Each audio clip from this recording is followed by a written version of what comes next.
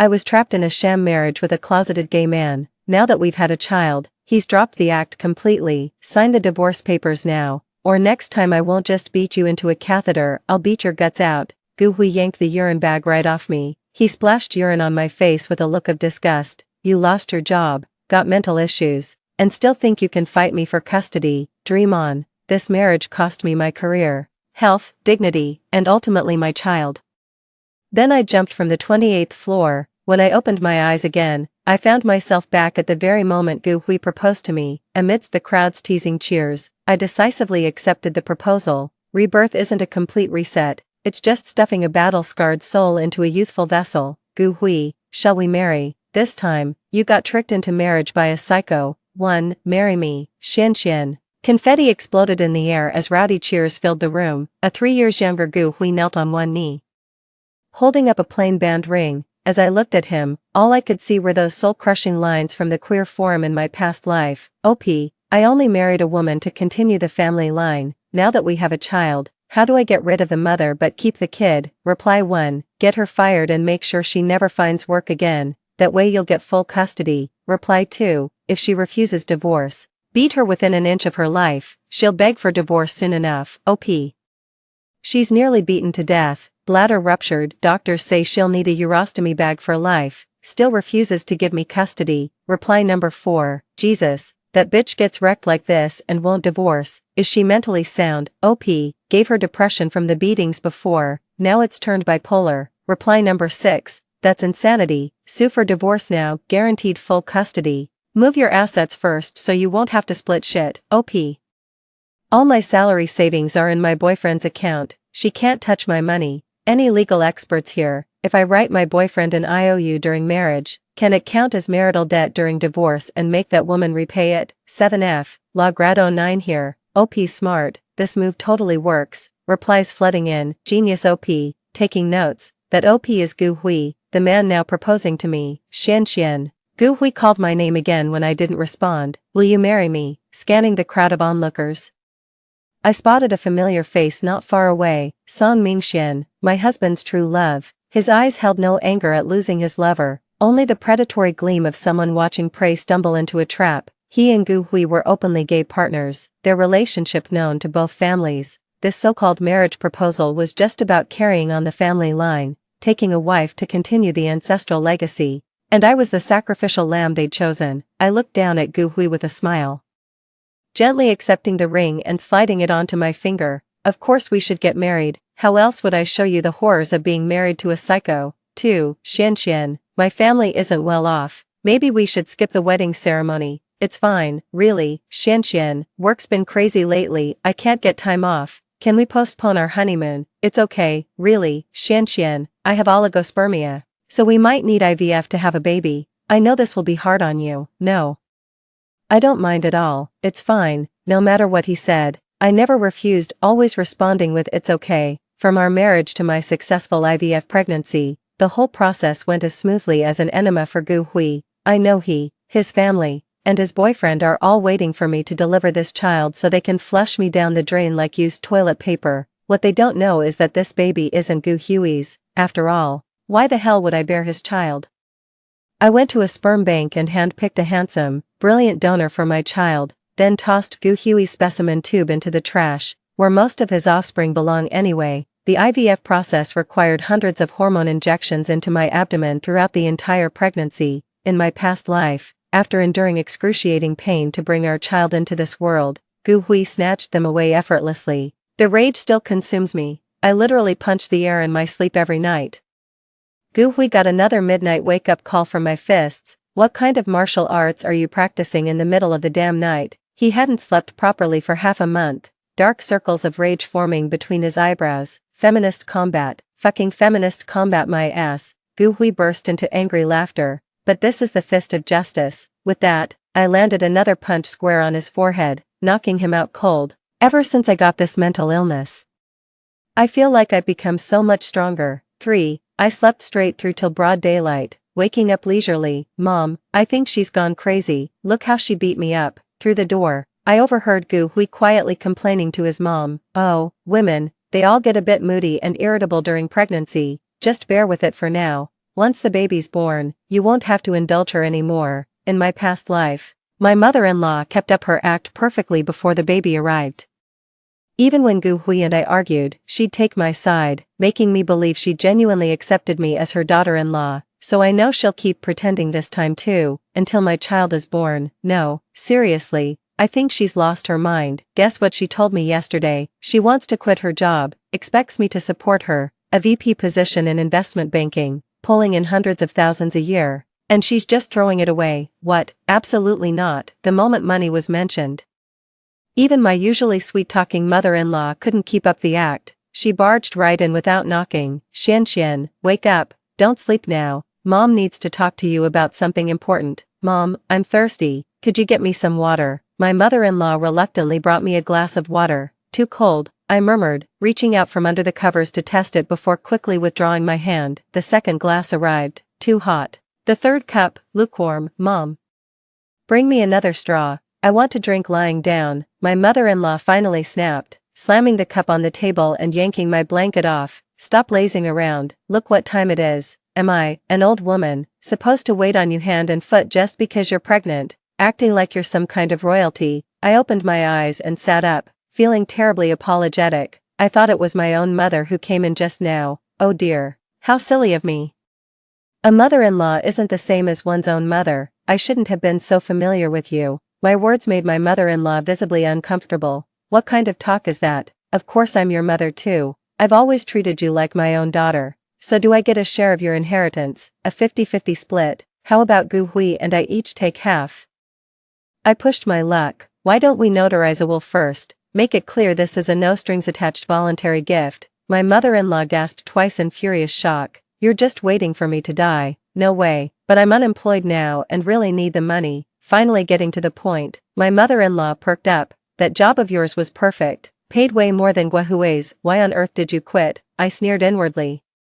They don't want me to quit because my current earnings are considered marital property. Gu Hui could claim half in a divorce. In my past life, Gu Hui kept preaching about women needing careers and staying on the front lines through pregnancy, pushing me to work until the day before delivery. But the moment our child was born, Gu Hui's true colors showed. First he pressured me to quit and become a housewife. When I refused, he secretly copied my work files and sold them to my company's competitor under my name. The data breach was quickly uncovered, and I was branded as a corporate spy, facing industry-wide blacklisting across the financial sector. Every recruiter and HR department added my name to their blacklists. My decade-long career built through relentless effort was destroyed overnight.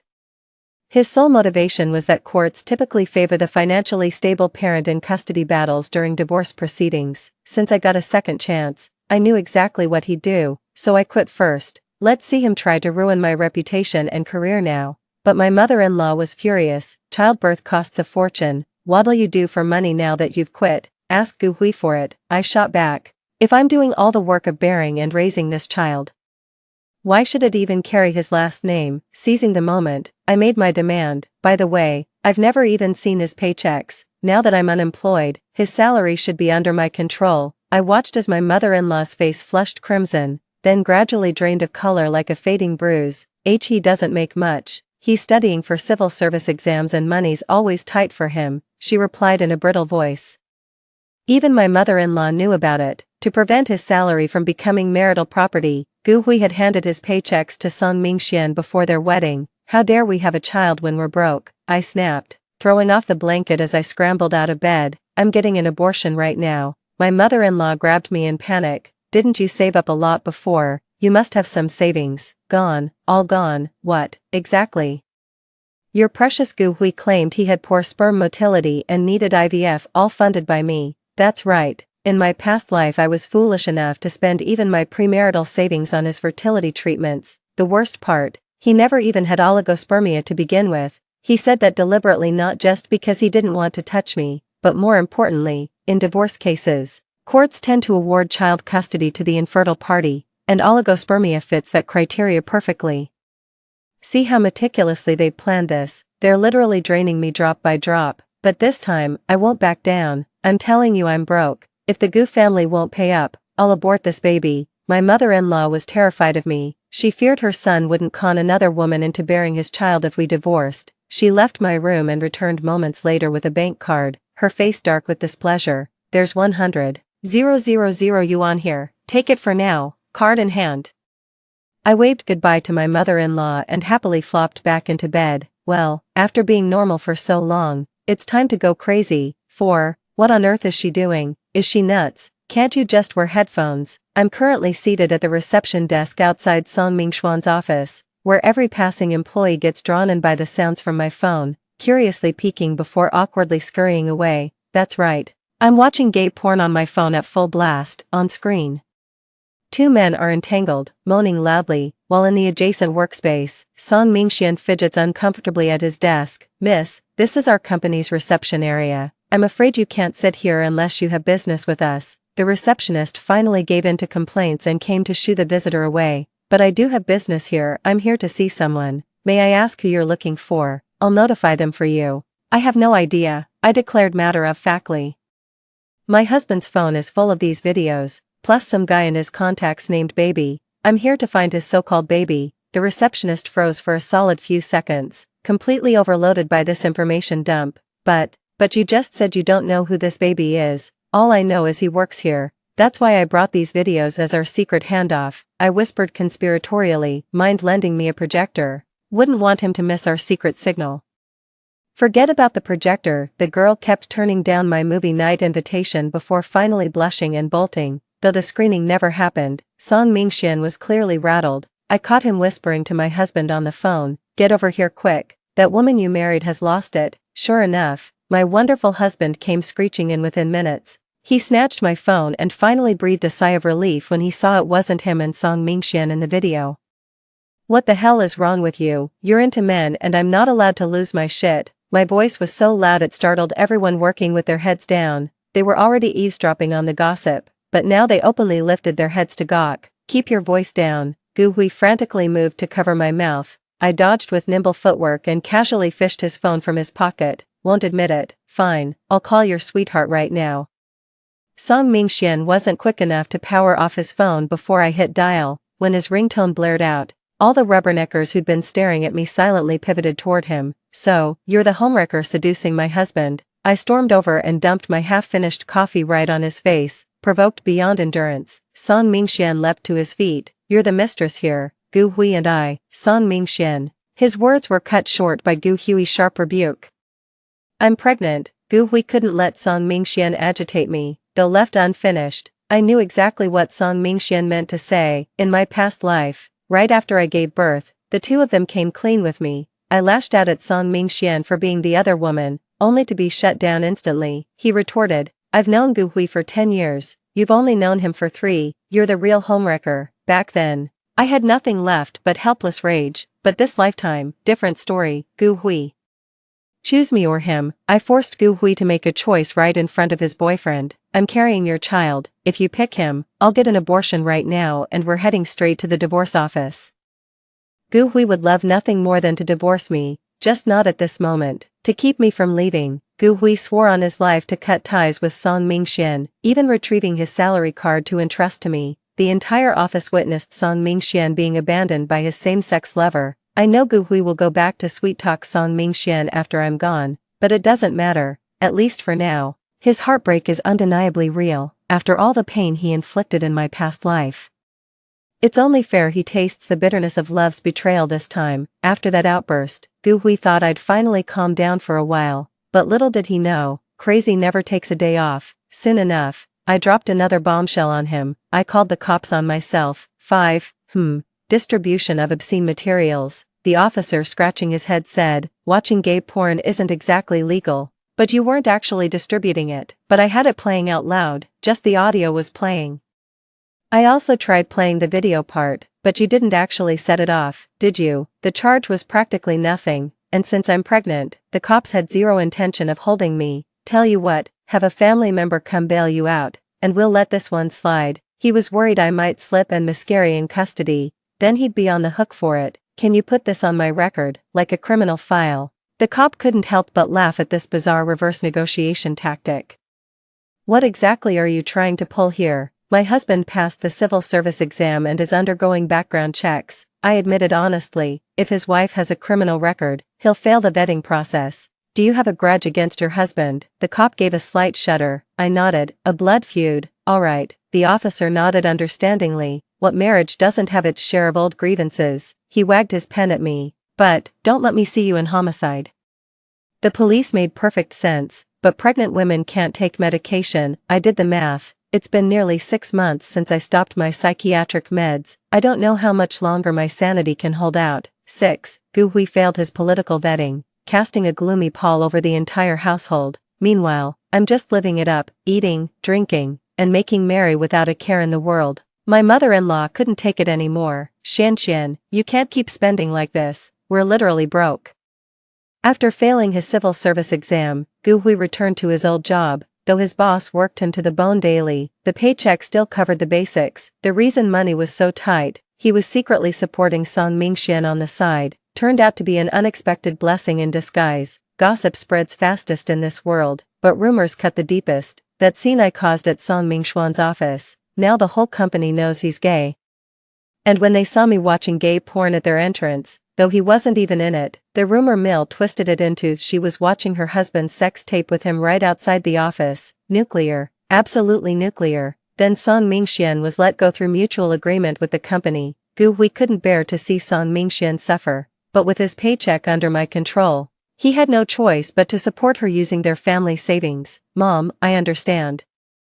I'll start a small business to help with household expenses. Doing the math, Gu Hui should be planning to have Song Mingxian sign an IOU by now, so I need to accelerate my own plan. I'll give them a taste of their own medicine. 7. To be honest, if it weren't for that despicable couple, someone with my moral standards would never have conceived such a vile scheme. A month later, my small business was 4 million in debt, with IOUs signed to my friend.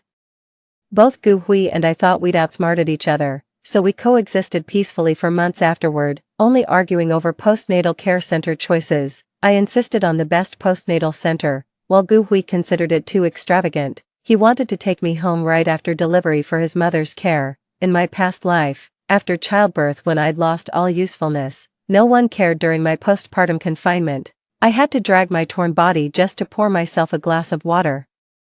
After barely 2 weeks of bed rest, my mother-in-law called me lazy and made Gu Hui beat me, forcing me to cook and wash dishes in freezing water for the whole family. Just remembering it makes me homicidal. This time, Gu Hui repeated the exact same words from our past life. I was struggling to crack open a coconut when Gu Hui's come back home slipped out the moment those words left his mouth. My cleaver came down hard on the shell. The coconut shattered instantly, its water spilling across the floor in a gush. What did you just say? I wrenched the cleaver free from the broken shell and advanced toward him, blade in hand. Gu Hui's eyes widened in panic as he stumbled backward. It's not that we don't want you to stay, but we're truly out of money. If you've got funds, you can stay as long as you like. Oh, I see, I said, my expression softening. Actually, I still have money, premarital assets. Gu Hui swindled me out of everything in my past life.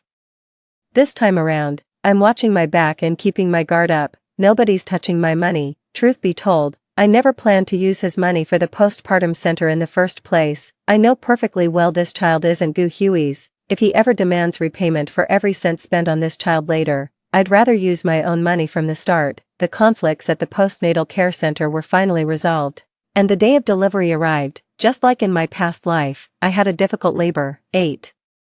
I wanted an epidural, but Gu Hui refused. I requested a C-section, but my mother-in-law objected. The new policy hadn't taken effect yet, so the husband still held the signing authority for epidural anesthesia. Without his consent, I could have been dying in labor pain on that delivery bed for all anyone cared. Gu Hui did this on purpose. I overheard him talking with his mother outside the door. Let her suffer from the pain now.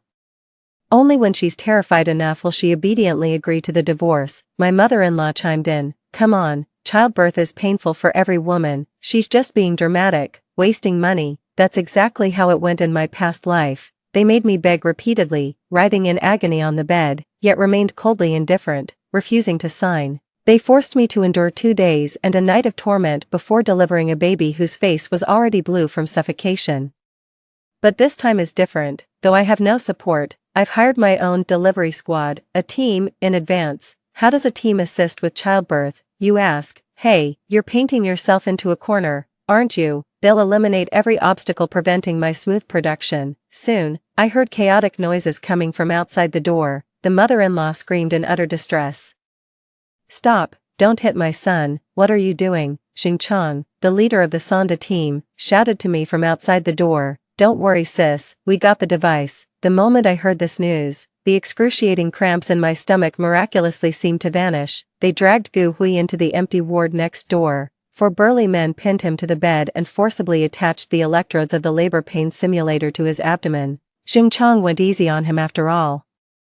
With pain levels ranging from 1 to 10, he started Gu Hui at level 5, but Gu Hui couldn't even handle level 5, writhing in agony as 4 burly men struggled to restrain him. This won't do. The client specifically requested he experience level 10. Xing Chang made the call. Let's ramp it straight up to level 10. 6, 7, 8, 9, 10. Gu Hui let out a scream as agonizing as mine. The piercing cries cut through walls and doors, reaching my ears with terrifying clarity. The nurse arrived belatedly. Your wife wants to know, are you signing the consent form for her epidural or not? Sign it, just sign it, give me the damn pen, now. Gu Zai's agony had him clawing the sheets to shreds, his nail-torn hands desperately reaching for the pen as if grasping at his last lifeline. The signature was so distorted it barely resembled writing, but he'd managed to scrawl it before passing out. As the anesthetic seeped into my spine, I let out a sudden, delirious chuckle in the haze. They say husband and wife share one body, well then, you'd better savor every ounce of my suffering. 9. The baby finally arrived, a healthy 7-4-pound boy. My mother-in-law was over the moon, refusing to let go of him and barely letting me near. Well then, don't you dare put him down. If she's willing to handle the exhausting newborn care, I'm certainly not about to fight her for it. Just eating, sleeping and scrolling through my phone every day, living the absolute dream. I stayed at a luxury postpartum care center for 2 months. The premium caregivers are truly next level. They pampered me like royalty, much to my mother-in-law's visible disapproval. What's the big deal about having a baby? Back in my day, I was working in the fields right after giving birth to my son, never needed this kind of coddling, such is the lottery of life. I sighed between bites of my Michelin-starred confinement meal, making sure she heard every word. Some are born with silver spoons, others with wooden ones. What a world of difference. My words drained the color from my mother-in-law's face yet again. You call yourself a mother, dumping all childcare on me. Where's your maternal instinct? Exhausted from round-the-clock babysitting and sleepless nights, her eye bags swelling by the day, she started plotting to turn me into her indentured servant. So where's his father then? I shot back. What? Did the man drop dead while his wife's in confinement? How can you even compare men and women? Fine, let's see you not give the child his surname then. At this point, my mother-in-law backed down and resumed rocking the stroller with her puffy eyes. She couldn't bear to see her son suffer, so naturally she endured the hardship in his stead. Gu Hui never showed his face once during those 2 months of my postpartum confinement. I suppose that childbirth simulator must have traumatized him beyond measure. It wasn't until I moved back home from the maternity center that he finally emerged from the bedroom with a dark expression. You're back. My mother-in-law shot us a glance before swiftly carrying my son into her room. I knew it. They were moving to phase 2 of their plan, domestic violence against me. Sure enough, the moment her door clicked shut, Gu Hui grabbed me by the hair and dragged me into the bedroom. Labor pain simulator, Meng Jiaxuan, I never realized you could be this cruel. He slammed me against the bedpost, then kicked me square in the chest. Childbirth is a woman's duty. You deserve this pain. You ought to suffer. Another brutal kick landed on my abdomen. If you've got energy for tricks during labor, the pain clearly isn't bad enough. Silently protecting my vitals, I curled into a fetal position, presenting only my back to him, punch after punch. Kick after kick. After what felt like an eternity, he finally wore himself out. Go sleep on the floor. He yanked the blanket over and collapsed onto the bed, falling asleep almost instantly. I waited a while longer until I heard his soft snoring before finally getting to my feet. My chest ached, my stomach burned, and my back, kicked countless times, had gone nearly numb with pain, yet my eyes gleamed with exhilaration in the darkness.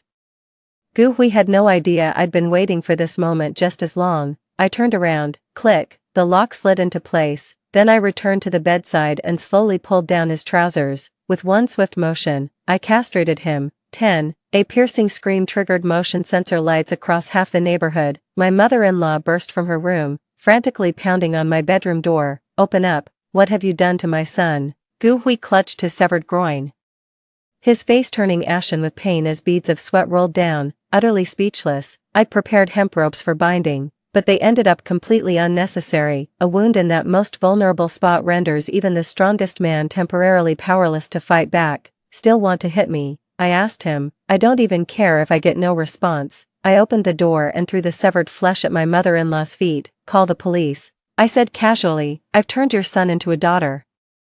She let out a shriek, rolled her eyes back, and fainted. Pathetic. I ended up calling the cops myself. 2 officers arrived, one being the same cop who'd warned me to stay away from the Criminal Investigations Division. As he cuffed me, he kept glancing at my bruised and swollen body, his words dying in his throat. See, pure self-defense, I said, oddly chatty given the circumstances. That's not how self-defense works. Attacking someone while they're asleep counts as premeditated assault. The officer sighed on my behalf. Try to settle this out of court, or you're looking at serious jail time. No worries, I said cheerfully. I'm mentally ill. The other cop clearly disliked me and sneered. Everyone knows you can plead insanity. You think judges are idiots. Wait, hold on. The sighing officer tilted his head at me. She might actually be unstable. 11. I'm genuinely not right in the head. The psychiatric evaluation report lay plainly before the prosecutor and plaintiff, shattering their hopes of putting me behind bars. You're mentally ill. How dare you trick me into marriage? Gu Hui's eyes burned crimson as he repeatedly tried to charge from the plaintiff's bench to attack me. Takes one to know one, you damn closet case. I shot back without backing down. Oh wait, he's one of the girls now, so I guess that makes me straight. The court ruled that my mental illness, medication discontinuation during pregnancy, and domestic violence trauma led to extreme actions, resulting in a non-conviction verdict. No matter how bitterly Gu Hui resented it, he had to swallow this defeat. To prevent further abuse, I immediately filed for divorce. Just like in our past life, we stood in court again, only this time, I was the plaintiff, and he was the one on trial. How dare you file for divorce? Gu Hui was fuming with rage. You're a wife-beating gay man who tricked me into marriage. What? Too cowardly to own up to it.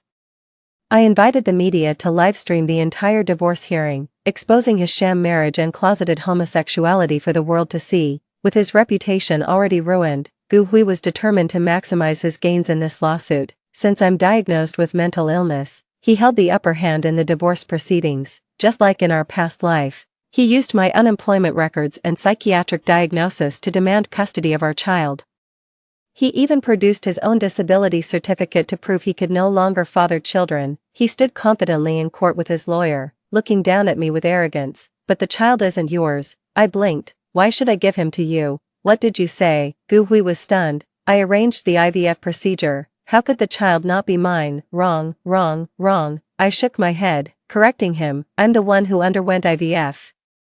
You just provided a sperm sample. I paid for everything and carried the pregnancy. The decision to use your sperm was mine to make. You bitch, Gu Hui finally snapped, hurling insults at me without a shred of dignity left. I can understand his desperation. After losing that particular function, this child was their family's only hope to carry on the bloodline. But, well, how unpredictable life can be. Gu Hui's lawyer demanded compensation for emotional distress, insisting I repay double all expenses, from prenatal care to childbirth, that he'd spent on this child. Even the lawyer, who was usually skilled at sophistry, was speechless when he saw the entire bill paid solely from my premarital assets. You really didn't spend a single cent, did you? The lawyer sighed at Gu Hui. There's no need to be this stingy, is there? No, that's not it. Gu Hui went through the list item by item, from the ultrasound fees during prenatal checkups to the diapers used at the postpartum center, even the weekly imported formula expenses. All of it had been deducted from my premarital account. He never expected me to calculate everything so meticulously, leaving him no room to take advantage. Looks like you met your match. The lawyer offered his client some half-hearted sympathy. Next time you try marriage fraud, pick an easier target. But Gu Hui wasn't about to admit defeat. He still had one last card to play, that IOU he'd written to Song Mingxian during their marriage. 12. With a debt of 2 million, according to marriage laws, I'm liable for half of it. Gu Hui hired a new lawyer who meticulously prepared stacks of documents to counter all my reluctant objections. Little did they expect, I actually complied with the verdict without resistance. Debts taken for the family should naturally be shared. I wholeheartedly agreed with Gu Hui's lawyer's arguments. After all his lengthy statements spared me from addressing the judge, producing the IOU I'd prepared, I suggested, this was also borrowed for household expenses, shall we split the repayment? For a million, faced with this staggering amount, even Gu Hui's new lawyer could only bow his head like a hype man, clapping like a seal and muttering wow. After these legal battles, not only did Gu Hui fail to profit from me, but the debt settlements left him owing me $1 million instead. He's completely finished. Rumor has it he developed depression too, lost his job, and is now scavenging trash to pay off debts. Song Mingxian. Of course Song Mingxian left him. I genuinely hoped to witness an unbreakable bond, but alas, trash attracts trash. Anyone who caught Gu Hui's eye was probably rotten to the core. 13. The day the $1 million hit my account, I was at the household registration office holding my son to change his surname. Why can't I? I'm divorced now. My son should obviously take my last name, I protested indignantly. As I've explained, children can voluntarily change surnames after 18, before that, it requires both parents' consent. Did your ex-husband agree? The clerk repeated impatiently, his consent doesn't matter. This child isn't biologically his. I showed her the court judgment documents. She read the line about my mental illness twice, then verified the child had no blood relation to my ex-husband before reluctantly handing me an application form. Fill in all the blank sections. What's your surname? It's Meng, I cried out with joy. My surname is Meng, and from now on, my child will bear the Meng name too. He came from my womb, my precious little one who belongs to me alone. 14. In finance, what really matters is competence. A criminal record isn't that big of a deal. After the divorce, I threw myself back into the corporate world with reckless determination and somehow outperformed my pre-marriage career highs. I didn't keep the $1 million I got from Guzay. Marry me, Xian. Truth is, even after living 2 lifetimes and enduring many hardships, I've never harbored discrimination or hatred toward homosexuality. What I despise are those scumbags who use love as a trap to exploit others for personal gain. Following the sighing officer's advice, I visited a psychiatrist and got my medication refilled. He was right. Since I live in this society, I should at least try to maintain my sanity, but life's unpredictable. On my way home, I stumbled upon a woman cradling a child, her body covered in bruises. What's wrong? She bumped into me, so I casually asked what was wrong. My husband abuses me, and now he's trying to take my child away. The woman sobbed uncontrollably. I have no money or job. What am I supposed to do? Hearing that, I tossed the medication in my hand straight into the trash. Need some backup then? I asked, itching to help. Honestly, being crazy ain't so bad. The end. Story 2. I was reborn back to the day I got kidnapped at age 5. The trafficker held a balloon in one hand while dragging me by the arm, trying to shove me into his car. My cousin Yi Ning suddenly pushed me aside and declared with righteous indignation, "Take me instead." I couldn't help but let out a cold laugh. She fantasized about being abducted by traffickers like my past self, sold to a metropolis oceans away, adopted by wealthy parents to live a life of endless luxury and decadent pleasures, but she had no idea what the next 20 years would hold, the hell I had to endure. 1. In that past life, Yi Ning watched as the traffickers took me away without lifting a finger to help. I was sold to a wealthy but childless couple, while she shamelessly took my place on the family register, becoming my parents' beloved daughter in my stead. Later, when the factory restructured, my parents lost their jobs and our circumstances worsened, yet my parents still scraped together every penny to meet her needs, even taking menial jobs to put her through college. No output as the provided text is empty or contains only a non-printing character, but when we met again 2 decades later, she spoke of my parents with nothing but contempt. You have no idea how I live. No AC in summer, no heating in winter. One winter we nearly got carbon monoxide poisoning from the stove. They're nothing like when you were young, so stingy they'd agonize over buying a simple cut of meat. When a talent scout wanted me for commercials, they flat out refused, saying that industry's too shady for girls. Truth is, they're just scared I'll leave them behind if I make it big. Yet for all her complaints, her smooth complexion and neat clothes betrayed no signs of hardship. How about introducing me to your adoptive parents? I'd settle for just a minor role in showbiz. Her request to meet my adoptive parents sent chills down my spine. I shook my head vehemently in refusal. I couldn't let her fall into the clutches of those wolves in human clothing. Little did I know she'd grow to resent me for it. On the day I won Best Actress, she rushed to my limo and grabbed me just as I was about to get in. The blade went in clean and came out crimson. I collapsed in a pool of blood, my heart ceasing to beat, till my dying breath I couldn't comprehend after her parents' tragic accident left her orphaned. It was my family who took her in. Whenever I got something delicious or fun, she was always the first one I'd share it with. When other kids mocked her for being an orphan, I immediately jumped in to fight them, after all I'd done for her. How could she repay me with repeated attempts on my life? I thought I'd never get my chance for revenge. Yet I was reborn, too. When I opened my eyes again, I'd returned to that fateful day at age 5, the day I was kidnapped. Ning clung desperately to the trafficker's arm, shoving me to the ground. I'll go with you. I promise I won't cry or make trouble.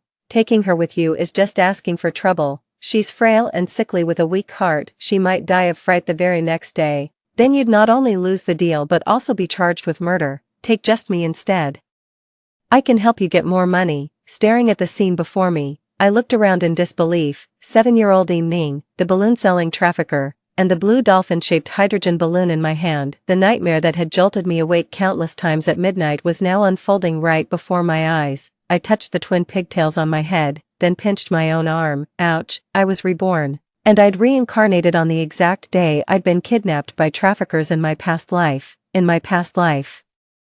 Ning took me to the park. She got into an argument with another girl over a doll, while I was lured away by a balloon vendor who turned out to be a trafficker. The moment I accepted the helium balloon from him, he grabbed me and dragged me toward a waiting car. Sister, save me, I screamed desperately at Ning, who was just a short distance away. She dropped the doll and ran a few steps toward me, then suddenly froze. She didn't move another inch. Even as the trafficker shoved me into the car and drove away, the trafficker took me to a bustling city I'd never seen before and sold me to a wealthy family for 20,000 yuan. From then on, my life became nothing but molestation, beatings, and imprisonment. Not a shred of warmth remained in this world for me. Watching Ning so determined to leave with those traffickers, I couldn't help but let out a scornful laugh. If she's so eager to live the nightmare I survived, I'll make damn sure she gets her wish. Seeing the hesitation in the trafficker's eyes, I immediately clutched my chest and collapsed to the ground, feigning a heart attack. I think I'm having a heart attack. Help me, get me to a hospital. Ning froze for a second when she saw me on the ground, clearly not expecting me to play along with her act, but with such a golden opportunity right in front of her, she couldn't possibly let it slip away. She seized the moment to exaggerate. The doctor said during her last checkup that she'd need a heart transplant if the illness recurs, or she won't last a month. Hearing this, the trafficker shoved Ning into the vehicle alone. Before driving off, he spat at me. Fucking jinx. Ning waved at me triumphantly from the back seat, humming a tune. I got up from the ground and dusted myself off with a dismissive look. Like a moth to flame, she was the first to do so. Soon enough she'd learned those seemingly kind foster parents were involved in shady dealings, and treated me with particular cruelty. They treated me like an unpaid servant, forcing me to clean, run errands, and wait on them hand and foot. My foster father would grope me when he came home drunk, and any resistance earned me a brutal beating. When I grew older and tried to escape, they caught me and locked me in a dark room for days without food or water. By 18, I'd become their puppet, a money-making tool passed from one strange older man's bed to another. In that past life, there was no escape. In this life, Ning was destined to become their new cash cow. 3. After Ning went missing, my parents placed newspaper ads and posted missing person notices for ages, but never caught even a glimpse of her. Back then, surveillance systems were underdeveloped, and our small town didn't even have basic CCTV coverage. As time passed, they eventually gave up the search. Ever since that day, I'd burst into tantrums from time to time, making my parents think I was traumatized. Maybe we should move. A change of environment might help Wanwan's condition. That night, my parents sat in the dimly lit living room, with only a single amber floor lamp glowing. My mother glanced toward my room, nodding silently with tears streaming down her face. A week later, we moved out. Before leaving, I threw the only photo of Ning in the house onto the floor. The movers trampled over it repeatedly while carrying our belongings. Watching her face distorted beyond recognition under those footprints gave me immense satisfaction. Ning, I hope you'll still be smiling like this 20 years from now. 4. In my past life after I went missing, Ning persuaded my parents to move away with her. Not only did they quickly give up searching for me, but they poured all their love into Ning instead. They devoted themselves to nurturing her and giving her everything she desired. 20 years later, I finally found Ning, holding my hand with guilt written all over her face. Ning said, I was paralyzed with fear back then. I never meant to abandon you. Thank God you're back. My adoptive parents even sold their blood to buy me a piano when I was little. If they could do that for an adopted child like me, imagine how much better they'll treat their own flesh and blood. With hopeful anticipation, I sat with her in their cozy home, waiting to reunite with my birth parents, yet when they returned, they looked at me as if I were a complete stranger. They refused to acknowledge me at all. My father shoved me out the door. My daughter died long ago. Stop trying to scam us. I was utterly devastated, yet too afraid to go to the police. Under my adoptive parents' guidance, I ended up following their footsteps into shady dealings. Calling the police would be signing my own death warrant. Feeling utterly abandoned by the world, I obediently returned to my adoptive parents, back to my old ways, blood ties, just empty words when it comes down to it. 5. After moving, we rented a place while my parents scraped by doing odd jobs for others. Times were tough, but I genuinely understood what it meant to feel human happiness. Later, my parents borrowed money to open a small shop. Dad's handmade noodles were legendary, while Mom kept everything spotless with her tireless work ethic. We built good relationships with the neighborhood, and as regular customers multiplied, our hand-to-mouth existence gradually eased into comfort. At 15, I rushed home excitedly and practically forced my dad to watch the news with me. Dad, let's join this platform and start doing food delivery too. My father was completely against it at first, but after my daily pestering, he finally signed up for online delivery and launched our digital sales channel. Eventually, business boomed, our chain stores spread across every corner of the city, and we even built our own factory offering dine-in, delivery, and ready-to-cook meal kits for home preparation. In no time, the Een family rose to become one of the wealthiest merchant clans. With greater wealth came broader social circles, and naturally, more people entered our orbit. Little did I know that my efforts to improve our family's circumstances would also bring my reunion with Ning 2 years earlier than fate intended. Our company was seeking a spokesperson for our new product line. The PR agency shortlisted several actresses whose image aligned with our brand, scheduling their final interviews for today. The moment the conference room door opened, Ning sprang up from her chair. What are you doing here? Shock and disbelief flickered across her face. I shot her a cold glance and deliberately ignored her. She's the decision maker at the Een Corporation. Whether you land this endorsement today depends entirely on her. Ning's manager gave her a discreet tug. Though visibly shocked, she maintained composure in the crowded room, offering me an apologetic bow before slowly resuming her seat. My apologies, I mistook you for someone else. I gave her a dismissive glance before turning to my assistant with indifference. Let's start with her first. She shot a sideways glare at her agent. I thought this was just a formality. What's this about? Am I supposed to perform for her now? Ning pointed at me, her face twisted in resentment. Without looking up from her resume, I said flatly, unwilling. Next. Fine, I'm out. Who the hell wants your shitty endorsement deal anyway? Ning grabbed her bag, kicked the chair aside, and stormed out. Her agent scurried after her, pleading, for God's sake, calm down. If you don't get that money for your parents, you'll have to. Ning suddenly stopped dead in her tracks and turned to glare at her agent with venom in her eyes. Have to what? Sleep with their hand-picked guy? What's one more fuck after all these years? Yu is no ordinary man. His depravity is legendary. Countless girls in our circle have been left half dead by his games. Ning, I fear you might walk in but never walk out alive. Nonsense, Yu would never do such things. In her past life, she'd seen all those news stories about Yu and me, how he proposed, how we were inseparable, the picture-perfect romance. Relax, I've got him right where I want him. No way, you have to land this endorsement deal no matter what. Her agent panicked seeing her ready to back out. Why, I signed a betting agreement. If you fail to secure this endorsement, we breach the contract, you'll be blacklisted, lose all income, and your parents will never let you hear the end of it. Ning's gaze pierced through the conference room glass, locking onto me inside. I met her stare unflinchingly. Ning, are you finally realizing how heaven and hell hang by a single thread? 6. I glanced at the 3 remaining girls in the room. Let's go with her. I pointed at Yuan Jin sitting quietly in the corner, her head bowed nervously. Are you sure? The assistant looked surprised. Yuan Jin is a complete rookie with no connections, no backing, and zero reputation.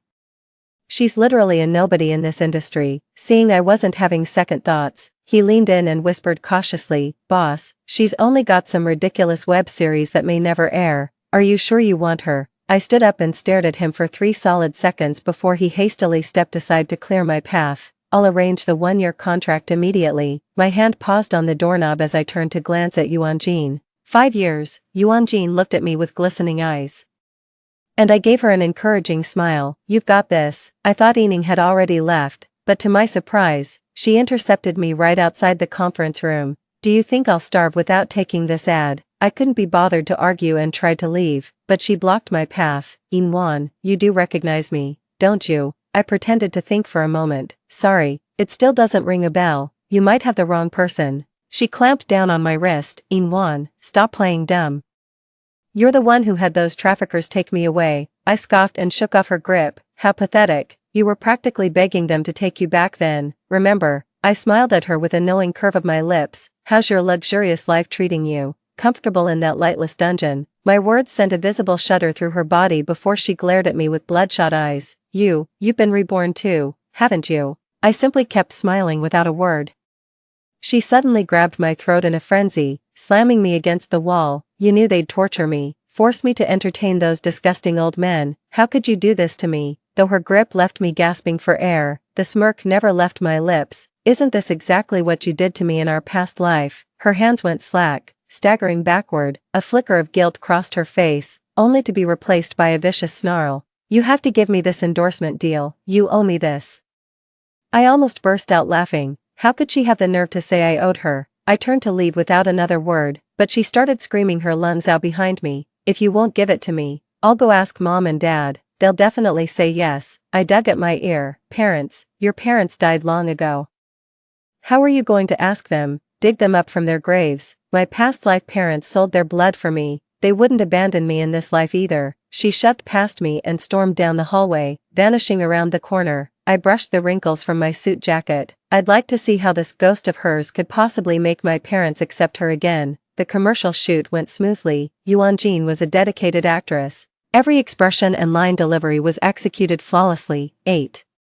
The director couldn't stop praising her after the shoot, but the ad barely made a splash during its first week. Given Yuan-jin's complete lack of name recognition, maybe we should ask Yin-ning to fix this. Her industry reputation isn't great, but she's got decent audience appeal. My assistant suggested again, holding the campaign data. Before he could finish, the marketing director burst into my office excitedly. Boss, we've hit the jackpot. This time we've really hit the jackpot.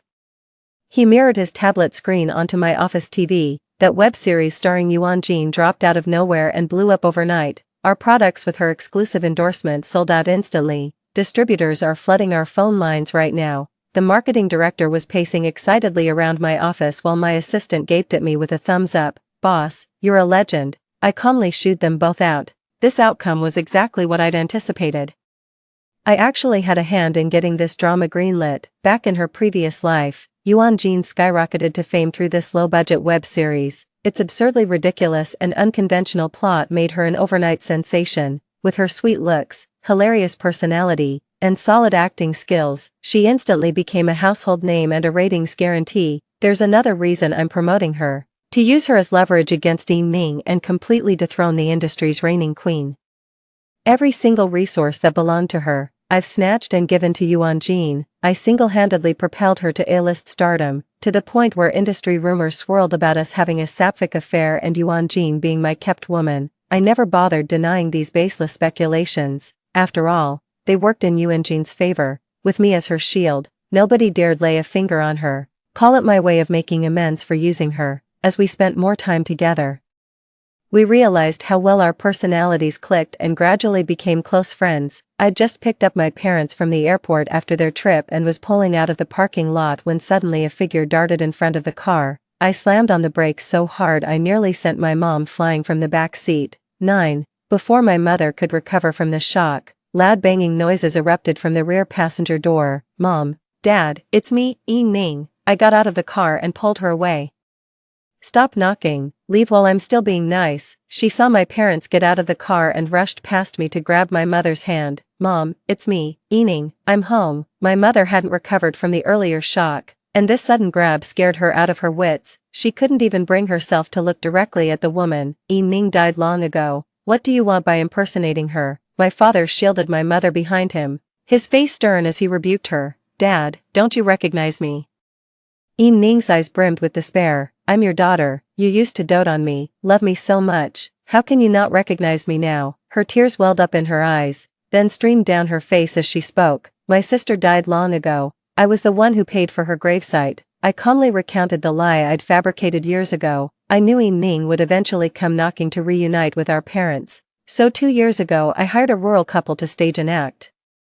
I fabricated a story that Ning had been adopted by them but tragically died in an earthquake. Later, I paid off that couple and erected an empty gravestone beside Ning's biological parents' tomb. Only then did my parents truly let go of their guilt toward Ning. Ning's eyes turned murderous as she glared at me, lips trembling with such fury it seemed she'd tear me apart any second. I don't know why she's so mad. I just replayed her past life's tricks in this lifetime. With a little creative twist of my own, she lunged at me like a madwoman, grabbing my arm and shaking me violently. It's you took everything from me. Smack, a sharp slap rang out right beside me. To my shock, Mom actually struck her across the face. In our past life, Mom treated her like fragile porcelain, yet now she delivered that slap without hesitation. Ning stood frozen, clutching her reddened cheek. Mom, you hit me. Don't call me Mom, I only have one daughter. If you're sick, go to a mental hospital. If you hurt my girl again, I'll fight you to the death. Seeing my mother's furious expression, I found myself beginning to forgive her. Even though she'd neglected me in my past life, she'd truly been good to me in this one. The three of us left amidst Ning's curses, and even from a distance we could still hear her hysterical screams. Just wait, I'll make you regret this. Whether we'll regret it or not I don't know. But she definitely regrets going to Chinyu for help. 10. This so-called protector wasn't nearly as simple as she'd imagined. Bruised and battered, Ning stumbled out of Chinyu's villa only to be ambushed by paparazzi. Overnight, she dominated trending searches and tabloid headlines. Everyone now knew Ning was selling herself. Yuan Jin sat with Chinyu at the club, sipping cocktails in a high-slit black backless dress as they scrolled through the viral gossip. Happy now. This paparazzo is useless. The angle's all wrong. Can't even see the bruises on my face. I crossed my legs casually, letting my toe brush faintly against his thigh. In my past life, Chinyu nearly destroyed me. Though Yuan Jin doesn't know the full history between us, she offered to help me out of gratitude. My adoptive parents were gambling addicts who racked up massive debts at Chinyu's casino. When they couldn't pay, they came after me again. They had me scrubbed clean and wrapped up like a candy before delivering me to Chinyu. I begged my adoptive parents through tears. Anyone but that beast Chinyu. Anyone would do, but they wouldn't listen. They chained me to the hotel bed like a lamb for slaughter, leaving me battered and broken by Chinyu's cruelty. Damn it, you lied about being a virgin. You're nothing but used goods. Afterward, he casually grabbed a whip and lashed me twice with brutal force. His torture left me barely conscious, my body so battered I couldn't even tell where the pain originated. Later, as my adoptive parents gambled away even more recklessly, he subjected me to repeated torment. Over time, Chinyu seemed to develop a shred of pity for me. He bankrolled my rise, invested in the TV shows and films I starred in, and at least maintained appearances for me in public. As long as I didn't anger him, he'd call me baby in that sickeningly sweet tone, but when night fell after each rap party, dread would creep in. His repertoire of torture was endless. The louder I screamed, the more brutal he became. My silence only enraged him further, making the blows land harder. That was the day he pinned me down and choked me, snarling, "I'll fucking kill you." I fought desperately, grabbing a hard object from the bedside and smashing it against his head in the chaos. Clutching his head, he collapsed beside me, blood streaming down his face. Panicked, I scrambled to put on my clothes to flee, but feared he might actually bleed to death right there. Summoning my courage, I ran back and wrapped his wound with a towel, then wiped the blood from his face. Those years of abuse from my foster parents didn't teach me much, but I sure mastered the art of self-rescue and bandaging. The bleeding stopped as he reclined against the headboard, half sitting on the bed. "You've got some nerve," he said, laughing instead of getting angry. I stood by the bed trembling uncontrollably, my lips moving soundlessly like a gasping fish. "From now on I've got your back. Anyone who dares mess with you is dead meat." That's when I finally realized he had masochistic tendencies, and from that moment on, the beating stopped. He became my groveling lapdog instead. Yet Ning remained oblivious to all this in her past life, wearing headphones. Yuan Jin extended her finger as instructed, tracing lightly over his knuckles before deliberately digging her nails to leave 2 crimson trails on his forearm. 11. Chin-yu licked his wound, a smirk playing at the corner of his lips. Not satisfied, Yuan-jin feigned annoyance. She just walked out of your house on her own. I'm a little upset about that. No problem at all. Completely smitten by Yuan-jin, Chin-yu immediately called Yining's adoptive parents mid-conversation. Bring that bitch to my club right now. Whatever was said on the other end of the line sent Chin-yu into a furious rage. God damn it, I told you to bring it over. Stop the fucking excuses. If she can't walk, let her crawl. Yuan-jin deliberately put on a frightened look, her brows furrowed as she curled into herself. Seeing her fear, he instantly switched to a smarmy grin and draped an arm over her shoulder. When she flinched, he jerked his hand away, not daring to touch her again. Darling. Did I startle you? I'm the worst, I deserve to die. He slapped himself several times across the face. Yuan-jin took a sip of wine and pouted playfully at him. Come on, that didn't even sound loud. Slap, slap, slap. He suddenly intensified his force, and seeing Yuan-jin still unsmiling, he even summoned his trusted aide Lin-se over. Hit me hard. Lin-se hesitated, not daring to lay a hand on him. Pathetic. Yuan-jin stood up with her clutch and was about to leave when a sharp slap echoed behind her. The sound was so loud it reverberated through the room. I jumped on my end of the call. Lin-se really went all out. I wouldn't be surprised if he ruptured the guy's eardrum. You fucking bastard. That was way over the line, Chin-yu growled, watching his subordinate clench his fist. Yuan-jin burst into a fit of giggles at the scene, seeing her smile. Chin-yu's irritation melted away as he hunched over with a chuckle, sidling up to Yuan-jin. Yi-ning's grand performance hasn't even started yet. Don't rush off. Oh right, I almost forgot. The real show's about to begin. Yi-ning was practically dragged to the club by her adoptive parents. I hid in the inner room when I saw them coming in. Young Master Chin, I brought her as promised. About that money, if she pleases me tonight, I'll lend you another 5 million. Yi-ning's adoptive parents' eyes lit up at the mention of 5 million. They dumped her on the couch and left without a second thought for her well-being. I've got another engagement. You all carry on. Yuan-jin concealed the listening device in the room before leaving. Inside the room, Yi-ning curled up on the sofa, her eyes wide with terror and brimming with despair. I won't scream or cry. Could you please stop hitting me? She pleaded with him. Unaware that Chin-yu's greatest pleasure came from women's sobs and screams, how could Chin-yu possibly enjoy himself if she stayed silent? Two sharp slapping sounds came through the headphones. Who the hell gave you the right to negotiate with me? Chin-yu never held back when hitting women. An hour later, she was taken away by an ambulance. The paparazzi I knew couldn't stop grinning after scooping this exclusive. The next day when I visited Yi-ning at the hospital with flowers and fruits, her adoptive parents happened to be there. 12, sis, I finally found you. I threw myself onto the bed, hugging Yi-ning while sobbing uncontrollably. Her vocal cords were damaged beyond speech, and though her whole body resisted, she lay motionless in bed covered in injuries. I'm truly grateful for all the years you've taken care of my sister. I wiped my tears and pulled a card from my pocket to give to her adoptive parents.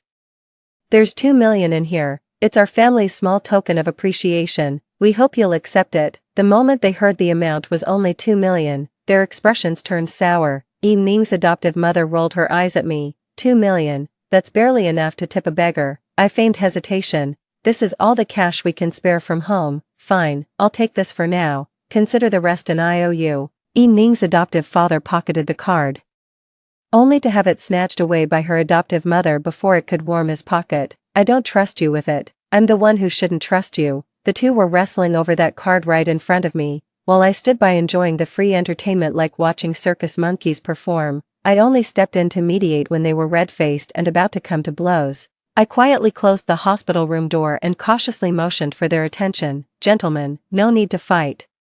Though I'm broke now, I've got some goods stashed away. Once we're out, I'll split the profits with you 50-50. How much is it? I held up a finger. 10 million. Yi-ning's adoptive mother gasped in delight, covering her mouth to stifle any exclamation that might draw attention. A look of sheer greed spread across Yi-ning's adoptive father's face. He rubbed his hands together and sniffled, practically drooling with anticipation, fighting back nausea.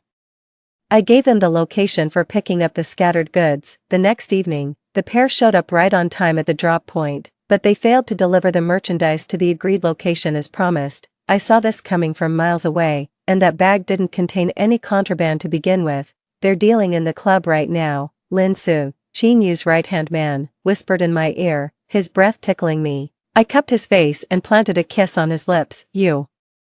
What if someone sees us like this? His face flushed crimson like a ripe apple in an instant. I stood up before Lin Su, placed his hands on my waist, and pressed another kiss to his lips as I tilted my head up. I don't care, I need to recharge, I cooed, pecking his lips twice more playfully. After a brief pause, he swept me into his arms and began responding with equal passion. Only after what felt like an eternity did he reluctantly let me go. We've got business to attend to, sweetheart. He returned to the club while I went to the convenience store across the street, keeping watch on Qin Yu's every move through the computer monitor. Lin Su knocked on Qin Yu's door and placed the previously concealed black briefcase on the table. 13. We've located the missing shipment. Qin Yu snapped to attention the moment he heard the news. He slammed the table and roared, "Who the hell dared touch my goods? I'll feed the bastard to the sharks." Qin Yu had Yin Ming's adoptive parents brought in. The couple knelt before him, kowtowing desperately for mercy. "We genuinely didn't know it was your shipment. Show us mercy, let this slide and we'll give you all our earnings. For secure document protection, choose Xiao Hu Bot, your reliable bookfinding assistant, stable service, zero hassle." Qin Yu opened the bag to find nearly half its contents missing. Without bothering to hear their excuses, he ordered his men to beat the couple mercilessly. Make them disappear. Qin Yu, still groggy from the alcohol, plopped onto the sofa and closed his eyes to rest. I watched with immense satisfaction as Yin Ming's adoptive parents were dragged out like lifeless dogs by Qin Yu's men. After 2 piercing screams, they were thrown into the sea with sacks over their heads and stones tied to them. I shut my laptop and rushed to the club entrance to meet Lin Su. Hand in hand, we strolled down the street as police sirens wailed behind us. Lin Su pulled me into his embrace, and I nuzzled my head against his chest. At long last, it was all over. Qin Yu was sentenced to death for large-scale counterfeit goods smuggling. Yin Ming's adoptive parents were rescued just in time and thrown behind bars. They'll likely rot there for the rest of their lives. 14. As for Yin Ming, who'd helped Qin Yu distribute contraband multiple times, she feigned insanity to evade accountability and got herself committed to a psychiatric facility. When I saw her again, she was crouched in a corner, hair disheveled, eyes vacant, muttering to herself. But the moment she spotted me, it was like a switch flipped. She suddenly lunged for the bedside lamp and hurled it at me. If Lin Su hadn't pulled me into his arms in time, I might have been seriously hurt by her. "You really should be more careful." Lin Su gently stroked my hair, his voice dripping with tenderness. I was practically melting from his gentleness. Yin Ming stared at the scene before her as if waking from a dream. It's all coming back to me now. He was always by Qin Yu's side in our past life, wasn't he? After all I'd done for her, how could she repay me with repeated attempts on my life? Lin Wu, in our previous life, when Qin Yu's torture nearly broke me, it was Lin Su who kept me warm. He always stayed quietly by my side, tending to my wounds and reminding me to hold on to hope. His presence cracked open my world of darkness.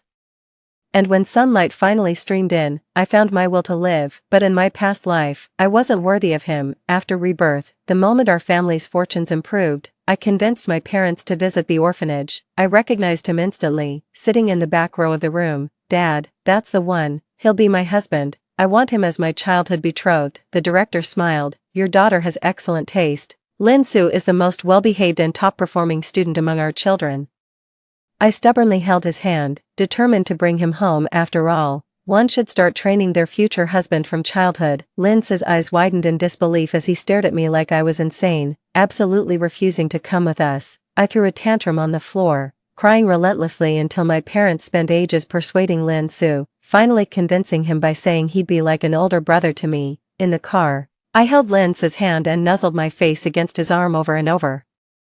Like a kitten, I snuggled into his embrace, quietly letting him stroke my hair. This was exactly how he used to caress me in our past life. How I've missed this long-lost feeling. Lin Su didn't refuse. He turned his face toward the window, lips curling into a faint smile, the tips of his ears tinged pink. I knew it. He liked me. After graduating, Lin Su became a cop but was quickly dismissed, ending up as Qin Yu's lackey. We had a huge fight. Back then, I'd sought him out precisely to steer him away from repeating his past mistakes, yet in the end, I failed. Back then I could never understand why I managed to alter everyone's fate except his. It wasn't until he took a near-fatal knife wound to gain Qin Yu's trust that he finally revealed the truth to me. Turned out he was an undercover cop sent to gather more evidence against Qin Yu and dismantle his criminal operation. My quest for revenge naturally led me to secretly collaborate with him.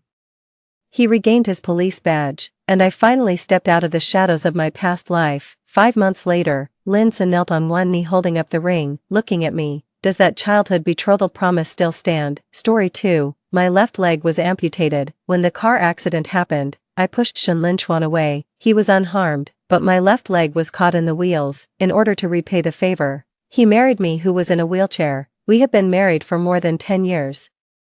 Accompanying each other and moving forward hand in hand. Although there are occasional ups and downs in life, I consider myself to have a stable and happy life. It was not until I died of respiratory failure caused by chronic myelitis that he sat in front of my grave and babbled. He said, "You lost your left leg to save me. I was also imprisoned in a self-imposed prison and forced to stay by your side for more than 10 years. Now that you're dead, I'm finally free. In this life, we're even with each other. If there's an afterlife, we'll be miles apart and never see each other again." After saying that, he lit our marriage certificate in front of the grave. 3 months later, he remarried in a high-profile manner and hosted a banquet for guests from all over. I know the bride. She is Lin Muxue, his former first love. After exchanging rings, he hugged the woman tightly in his arms and said with a choked voice, "Over the years, you and our daughter have suffered so much." When I opened my eyes again, I returned to the day of the car accident. Given a second chance at life, this time, I choose to respect his wish. 1. The dazzling summer sunlight made my eyes ache. The steaming heat from the ground seeped up from my calves, feeling so real that it made my heart tremble. I subconsciously lowered my head. When my gaze touched my intact left leg under the skirt, my emotions got out of control in an instant. It had been so long, so very long, since I last had the feeling of standing firmly on the ground. Beside me, the man who was quickly replying to a message on his phone raised his head in surprise and looked at me. Seeing me in tears, he was taken aback and asked nervously, "What's wrong? Why are you suddenly crying for no reason?" I slowly raised my tearful eyes. Through the hazy mist of tears, I looked at the man in front of me. Shin Linchuan at the age of 22 was really good-looking. He was full of youthful vitality, with his eyebrows and eyes relaxed, and his eyes clear and bright, without the exhaustion and depression that would later seep into the depths of his eyes. I had almost forgotten. It turned out that before we got married, he was so full of ambition and vitality. Shin Linchuan noticed my scrutiny, and his handsome eyebrows furrowed slightly. This imperceptible change made my heart suddenly tighten. In my previous life, whenever he thought I was being unreasonable, he would always look down at me coldly with this expression. I felt desperate and guilty. He raised his hand to wipe the tears from my face and sighed. "Are you still angry about me getting into a fight and being sent to the detention center? I've explained it to you many times. That bastard was trying to molest Muxue, so I smashed a wine bottle on his head in a fit of anger." In that situation, who wouldn't? I took a step back to avoid his touch and interrupted him calmly. "You don't need to explain to me. This matter has nothing to do with me anyway. It's your freedom to decide who you want to save." The expression on Shin Linchuan's face went blank for a moment, and the rest of his words got stuck in his throat. After a long while, his voice was tense, and he frowned as he asked me, "What do you mean by that?"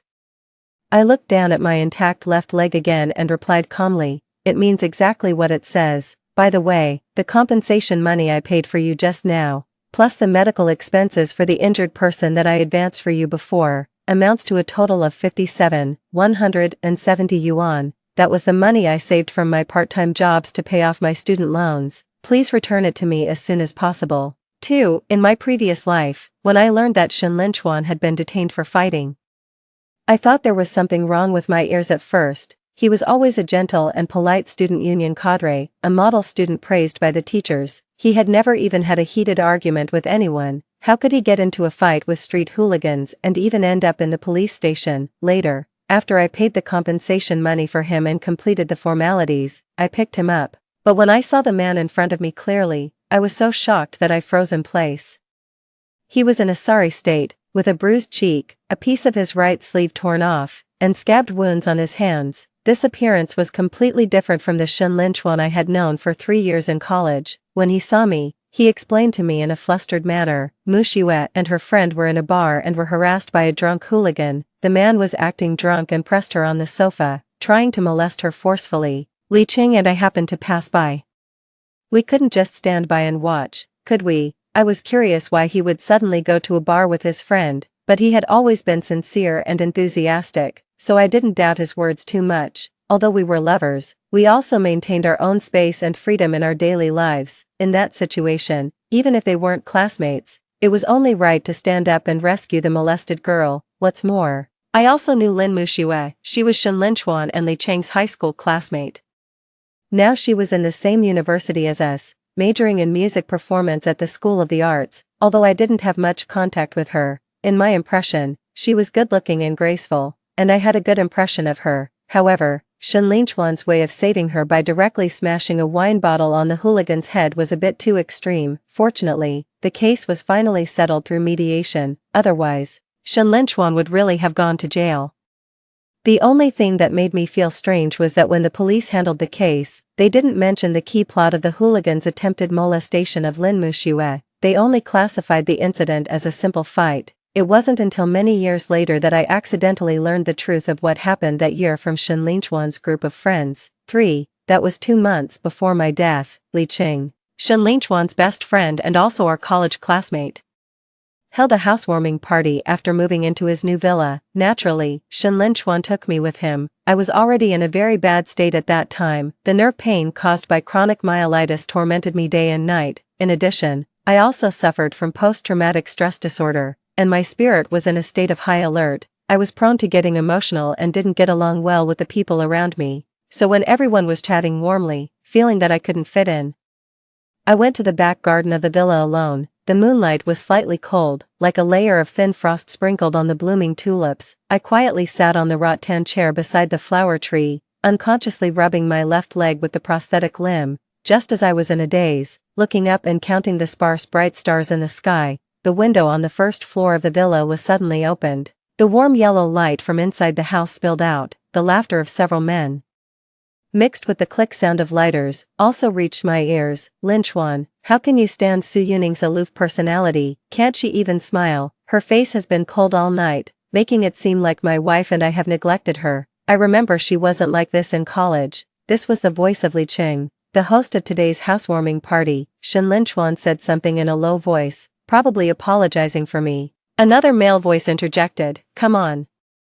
There are many disabled people in this world, but I've never seen a few people as self-centered as her. Don't get me wrong, bro, I'm not mocking you, but you've really made a bad choice in this life. Su Yuning looks at least 20 years older than you. I was really scared by her appearance just now. Is it worth it for you to give up Lin Muxue for such a woman? Someone else chimed in, yeah, I think Brother Shen must have lost his mind.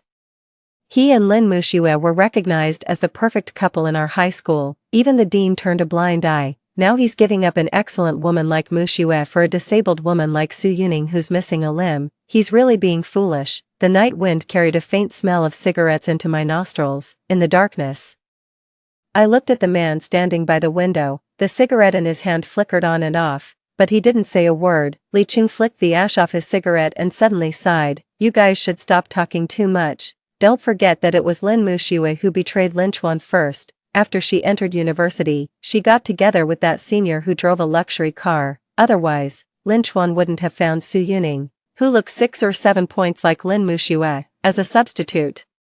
And now he's stuck with her for a lifetime. After taking a deep drag on his cigarette, he extinguished the cigarette but in the ashtray. Also, if it weren't for you guys meddling in the middle and encouraging Lin Muxue to get back together with Linchuan after her breakup, she wouldn't have gone to the bar and deliberately fooled around with that hooligan after being rejected, and she wouldn't have deliberately sent photos to Linchuan. In the end, Linchuan was so angry that he smashed the hooligan's head with a wine bottle and ended up in the police station. Fortunately, Su Yuning was busy running around. She not only invited a lawyer friend to help with the mediation but also paid the compensation money for Linchuan. Otherwise, Linchuan would definitely have gone to jail. After Li Cheng finished speaking, there was a moment of silence among everyone. Finally, someone said, why bring up those old things? Even if she has a huge debt of gratitude, Brother Shen has married her. Isn't the debt already repaid? 4. I was in the dark, and my throat seemed to be suddenly choked tightly. The inner collapse came like a tsunami. So that's how it was. Later, from their intermittent conversation, I finally pieced together the complete truth of what happened. Lin Muxue and Shen Linchuan were each other's first love. The boy was excellent, and the girl was beautiful. Everyone said that they were like the male and female protagonists in a youth novel, but after entering university, Lin Muxiue met a senior who drove a Ferrari. On the day of their breakup, Shen Linchuan was in a daze and got himself dead drunk. He waited downstairs in Lin Muxiue's dormitory for 3 days but didn't get an explanation from the girl. However, less than a year later, Lin Muxiue's relationship with the senior ended in a breakup. After that, Lin Muxiue began to contact Shen Linchuan frequently, wanting to get back together with him. At that time, Shen Linchuan and I had already officially established a romantic relationship, but she didn't plan to give up. She would buy breakfast in the cafeteria every day and then wait downstairs in the boys' dormitory. She would put the love letters she wrote into a beautiful envelope with a faint fragrance and ask Li Qing to put them in Shen Linchuan's school bag. She persisted for a year, but the man still didn't turn back. Until her birthday, she specially booked a hotel and put on the newly bought sexy lingerie. Her birthday present to herself was to give an account of her past youth. She said that this was just a one-time thing, and she would never bother him again. However, Shen Linchuan didn't show up for the appointment. The drunk Lin Muxiue sent a video to Shen Linchuan in the bar. In the video, the hand of a strange man had already reached into her exposed collar.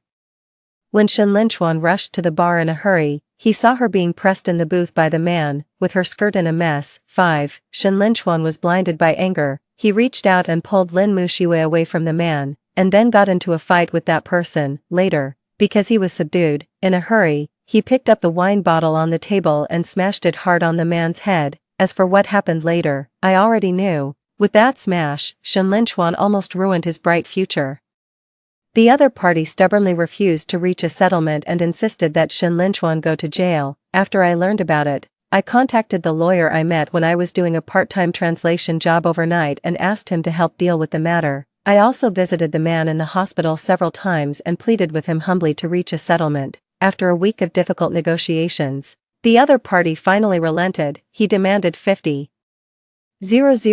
yuan in compensation plus covering all his medical expenses and agreed to a negotiated settlement. Shen Linchuan didn't want his parents to know that he had gotten into trouble at school, so I advanced them more than 50,000 yuan. That was my scholarship and the money I earned from translation orders in the past few years of college. The car accident that led to my amputation happened on the way back to school from the detention center. At that time, after Shen Linchuan answered a phone call, he suddenly said that he wanted to buy something at the supermarket across the road and asked me to go back to school first. Just as he was crossing the road, a black car lost control and rushed towards him. I didn't have time to think. My body reacted faster than my brain. I rushed over and pushed him away with all my strength, but my left leg was caught under the wheels of the car. Due to the severity of the injury, a large area of the leg tissue became necrotic. In order to save my life, my left leg had to be amputated. After coming out of the operating room, Shen Linchuan held my hand tightly. With red and swollen eyes, he knelt in front of my hospital bed and promised that he would take good care of me for the rest of his life.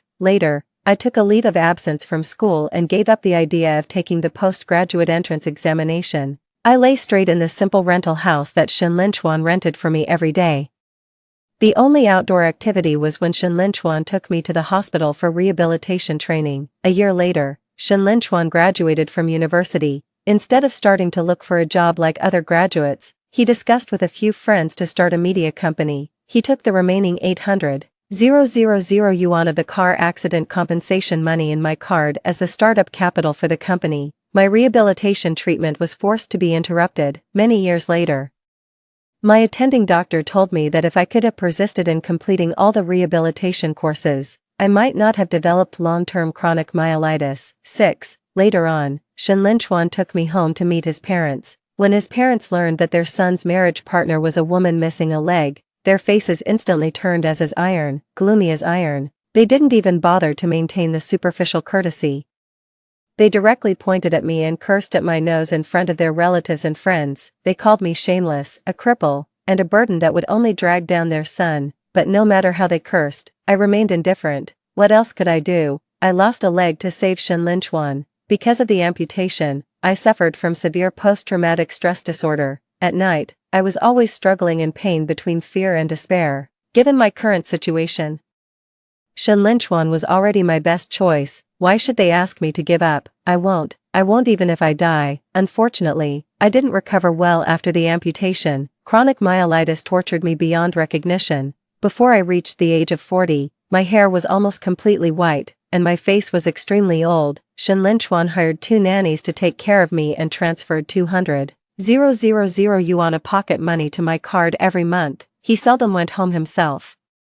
Even if he came back a little earlier occasionally, he would always stay in the study and only come out late at night. He was always busy and always on business trips. On the night of Li Cheng's housewarming party, my body trembled and I had difficulty breathing due to the onset of post-traumatic stress disorder, and I was urgently sent to the hospital. I asked Shenlin Chuan for an explanation, but he always avoided showing up. 2 months later, I died in the hospital of respiratory failure caused by myelitis. Until the last moment, Shenlin Chuan never appeared again. After I died, my soul lingered for a long time. I watched as the nurse covered me with a white cloth, looked at the gradually brightening sky outside the window, and saw Shenlin Chuan, who came late, standing in front of my body with a look of relief on his face as if he had been freed. After dealing with the funeral affairs, he sat in front of my newly built grave and lit a cigarette. He said, "Jiang Yuning, you lost your left leg to save me. I was also imprisoned in a self-imposed prison and forced to stay by your side for more than 10 years. Now that you're dead, I'm finally free.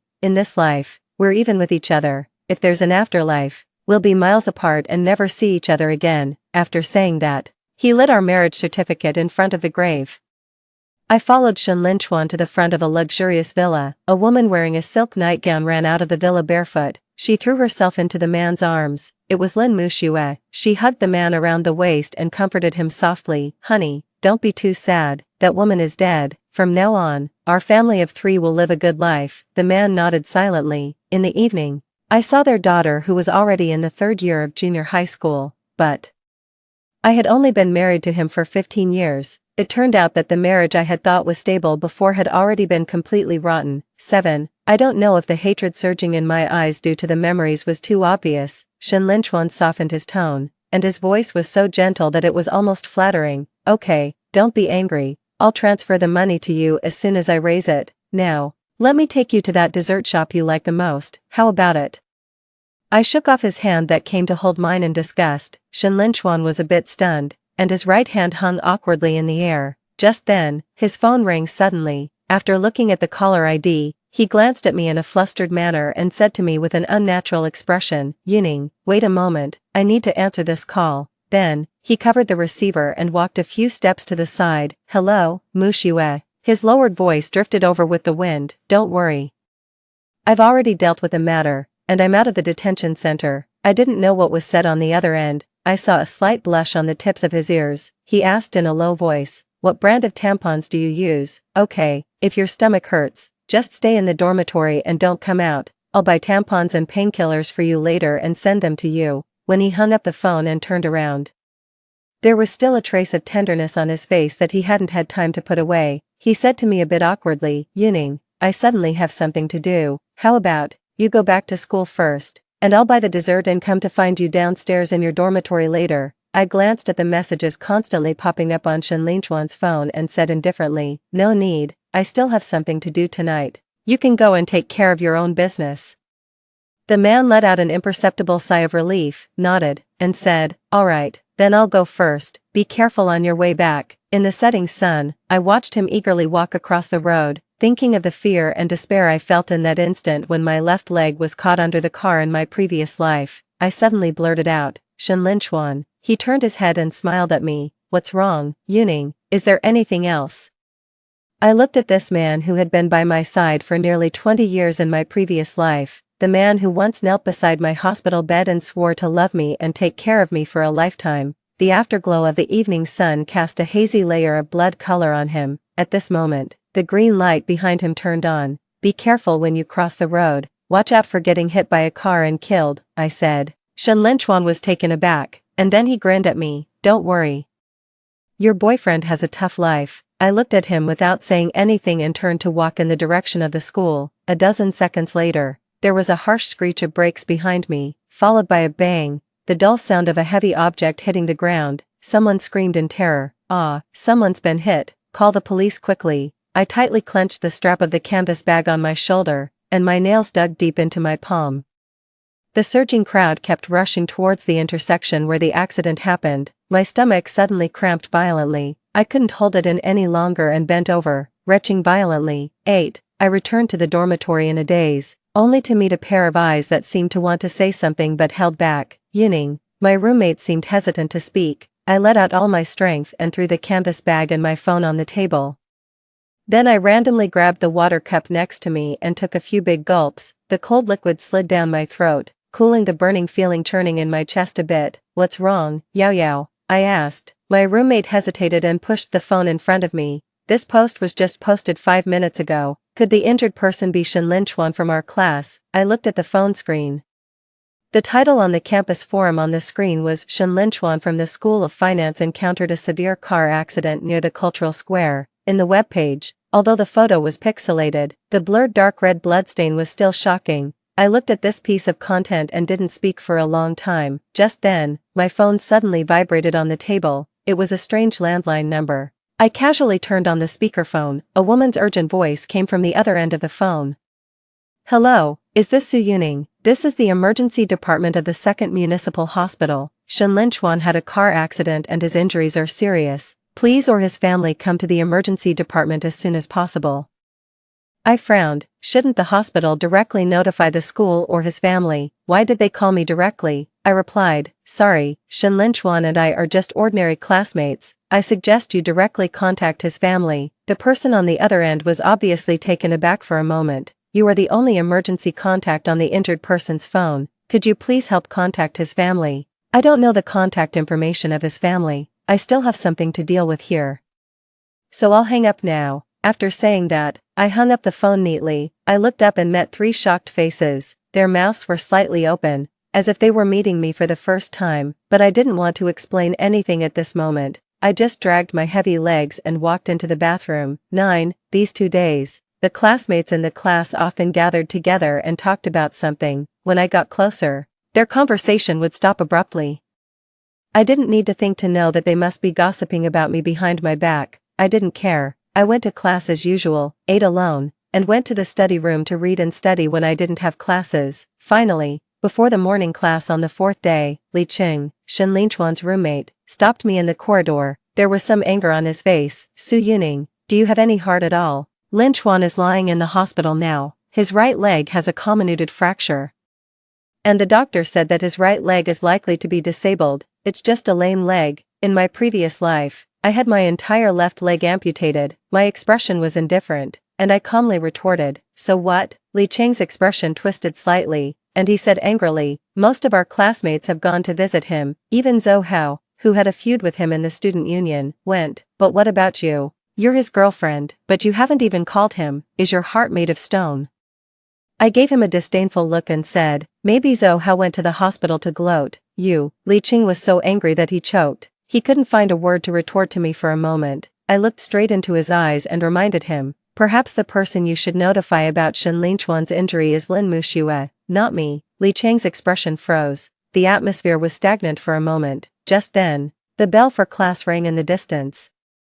I pushed his arm aside and walked into the classroom from the back door without looking back. Li Cheng's voice, suppressing his anger, came from behind me. Su Yuning, you're the coldest person I've ever met. I twitched the corners of my mouth and curled up a sarcastic sneer. Cold-blooded, compared to you heartless and hypocritical scumbags. What I've done is really nothing. 10. But I still went to the hospital to see Shenlin Chuan. As soon as I pushed open the door of the ward, a strange smell hit my nose. Shenlin Chuan's right leg was wrapped in thick gauze. There were dried yellow medicine stains on the gauze, and some dark brown bloodstains seeped through. It looked really disgusting. I heard that his injury was very serious. He had to be debrided and have the inflammation reduced first, and the operation could only be carried out after the inflammation was suppressed. I looked at the man who was half lying on the head of the bed. In just a week, he had almost lost all his weight, and his pale cheeks were deeply sunken, just like me at this time in my previous life. He looked very weak, but the moment he saw me, his eyes lit up. Yuning, you're here.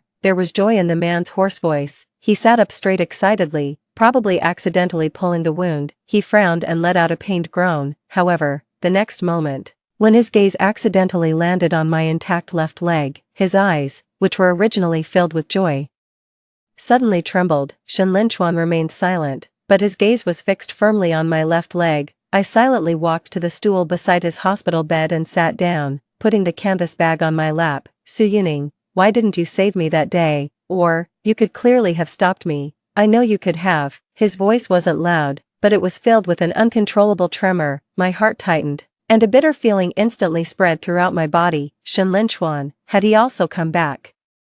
I looked at him coldly but didn't answer the question he asked. He felt a bit uncomfortable being stared at by me, and a cold sneer curled up at the corner of his mouth. I've had the car accident for so many days, and it's really rare that Miss Su finally remembered to come and see me. Well, because the summer vacation will start after the exam next month, I said. Shen Linchuan didn't seem to understand what I said and looked at me with a frown, puzzled. I don't plan to do a summer job this summer vacation. I've made an appointment with a friend to travel abroad, so I need you to return the 170 yuan to me now. Shen Linchuan widened his eyes in disbelief, and his eye sockets gradually turned scarlet. His voice became a bit broken. You came to the hospital just to ask me for money. Su-Yuning, do you have any heart at all? Have you ever truly loved me? 11. Shen Linchuan's question made me laugh in disbelief. He actually asked me if I had truly loved him. Then how did I lose my leg in my previous life? Was it because I didn't want it anymore? The scene of Li Qing saying that he regarded me as Lin Mushua's substitute suddenly flashed in my mind, and after I died, he sat in front of my grave and said those words. How could such a scum of the earth be worthy of my love again? I sneered. Shen Linchuan, in your eyes, am I a fool who can be easily deceived by you? He was slightly taken aback. Then he replied angrily, when have I ever deceived you? In my previous life, I worked hard and took care of you, a disabled person, for a full 17 years. What else do you want? I sneered. Take care of me. In the 2 years before we got married, you did take care of me, but most of the time, I was alone at home. I hopped around on one leg with a crutch, taking care of myself. Later, after we got married and you had money, you hired a nanny and were so touched by yourself. Shen Linchuan, tell me with your conscience, how many times have you truly taken care of me? Shen Linchuan's face turned red. Don't I need to work? Don't I need to make money? I have social engagements and business trips every day, all for you and our family. Do you think the 200,000 yuan I give you every month is just picked up for free? Social engagements, business trips, I repeated his words sarcastically. Is it a social engagement to have sex with Lin Mushue in the Lanwan villa? Or is it a business trip to attend the parents' meeting for your daughter in the 3rd year of junior high school? When I mentioned Lin Mushue and his daughter, Shen Linchuan's expression changed suddenly, and all the color drained from his face. After a short silence, he suddenly laughed strangely. He said, Su-Yuning, do you know how I felt every time I had sex with you and saw the stump of your left leg? I just wanted to vomit. Really, it was a physical nausea and the urge to vomit. Every time we had sex, I had to take medicine in advance and suppress myself desperately to continue facing you. If what you call deceiving refers to this matter, then I really did deceive you. Every word of his was like a poison knife, stabbing directly into my heart and then stirring it repeatedly. I tried my best to keep calm, but my teeth still chattered uncontrollably. Tears were almost about to burst out. But I couldn't. I didn't want to break down in front of such a scumbag. I stood up, raised my right hand, and with all my strength, slapped him hard in the face. Shen Linchuan, you're a piece of trash. Damn it, why wasn't your ass directly killed by the car that day? The man's face was slapped to the side by me. He pressed his tongue against the corner of his mouth that was bleeding, and his Adam's apple rolled up and down. I took a deep breath and tried my best to suppress the tremor in my voice. Today, I don't want to hear how much you once hated me, and I don't want to talk about the favor of saving you in my previous life. Since it's all in the past life, there's no need for anyone to mention it again in the future. I came here for 2 things. One is that we break up, and the other is that you pay back the money immediately. From now on, we're completely done with each other and have nothing to do with each other. 12. I stood in front of the hospital bed. With my arms crossed over my chest, I coldly watched Shen Linchuan with a dark face, making phone calls one by one to his relatives and friends to borrow money. When Alipay notified me that 170 yuan had been credited to my account, I blocked all of his contact information right in front of him. I was just about to turn around and leave. Shen Linchuan's cold voice came from behind me. Su-Yuning, I really want to see how well you can live this life without me. Relying only on your father who is full of scheming and your stepmother who is so calculating. When that time comes, if you regret it and want to come back to me, I may not necessarily accept you." I paused slightly in my steps. The faces of that disgusting man and woman involuntarily emerged in my mind. That woman was my mother's cousin. After my mother was diagnosed with advanced cervical cancer, she came to take care of my mother for a while. As a result, she ended up in my father's bed. After my mother passed away, I became a thorn in her side. She only had eyes for her own daughter and her ex-husband's daughter. She racked her brains to drive me, who was under 14 years old, out of the house. My father turned a blind eye to it. Even at the instigation of that woman, he forced me to drop out of school and go to work to earn money. Naturally, I didn't want to. Fortunately, I got excellent grades in the high school entrance examination, and the high school waived my tuition fees. Later, I managed to get a scholarship through my hard work. In addition, I found someone to sell the gold bracelet my mother left me, and I barely managed to finish 3 years of high school. Shenlin Chuan certainly knew how terrible my original family was. He also knew how much I hated that despicable couple, but now, he was deliberately using them to provoke me. A surge of anger rushed to the top of my head with a buzz.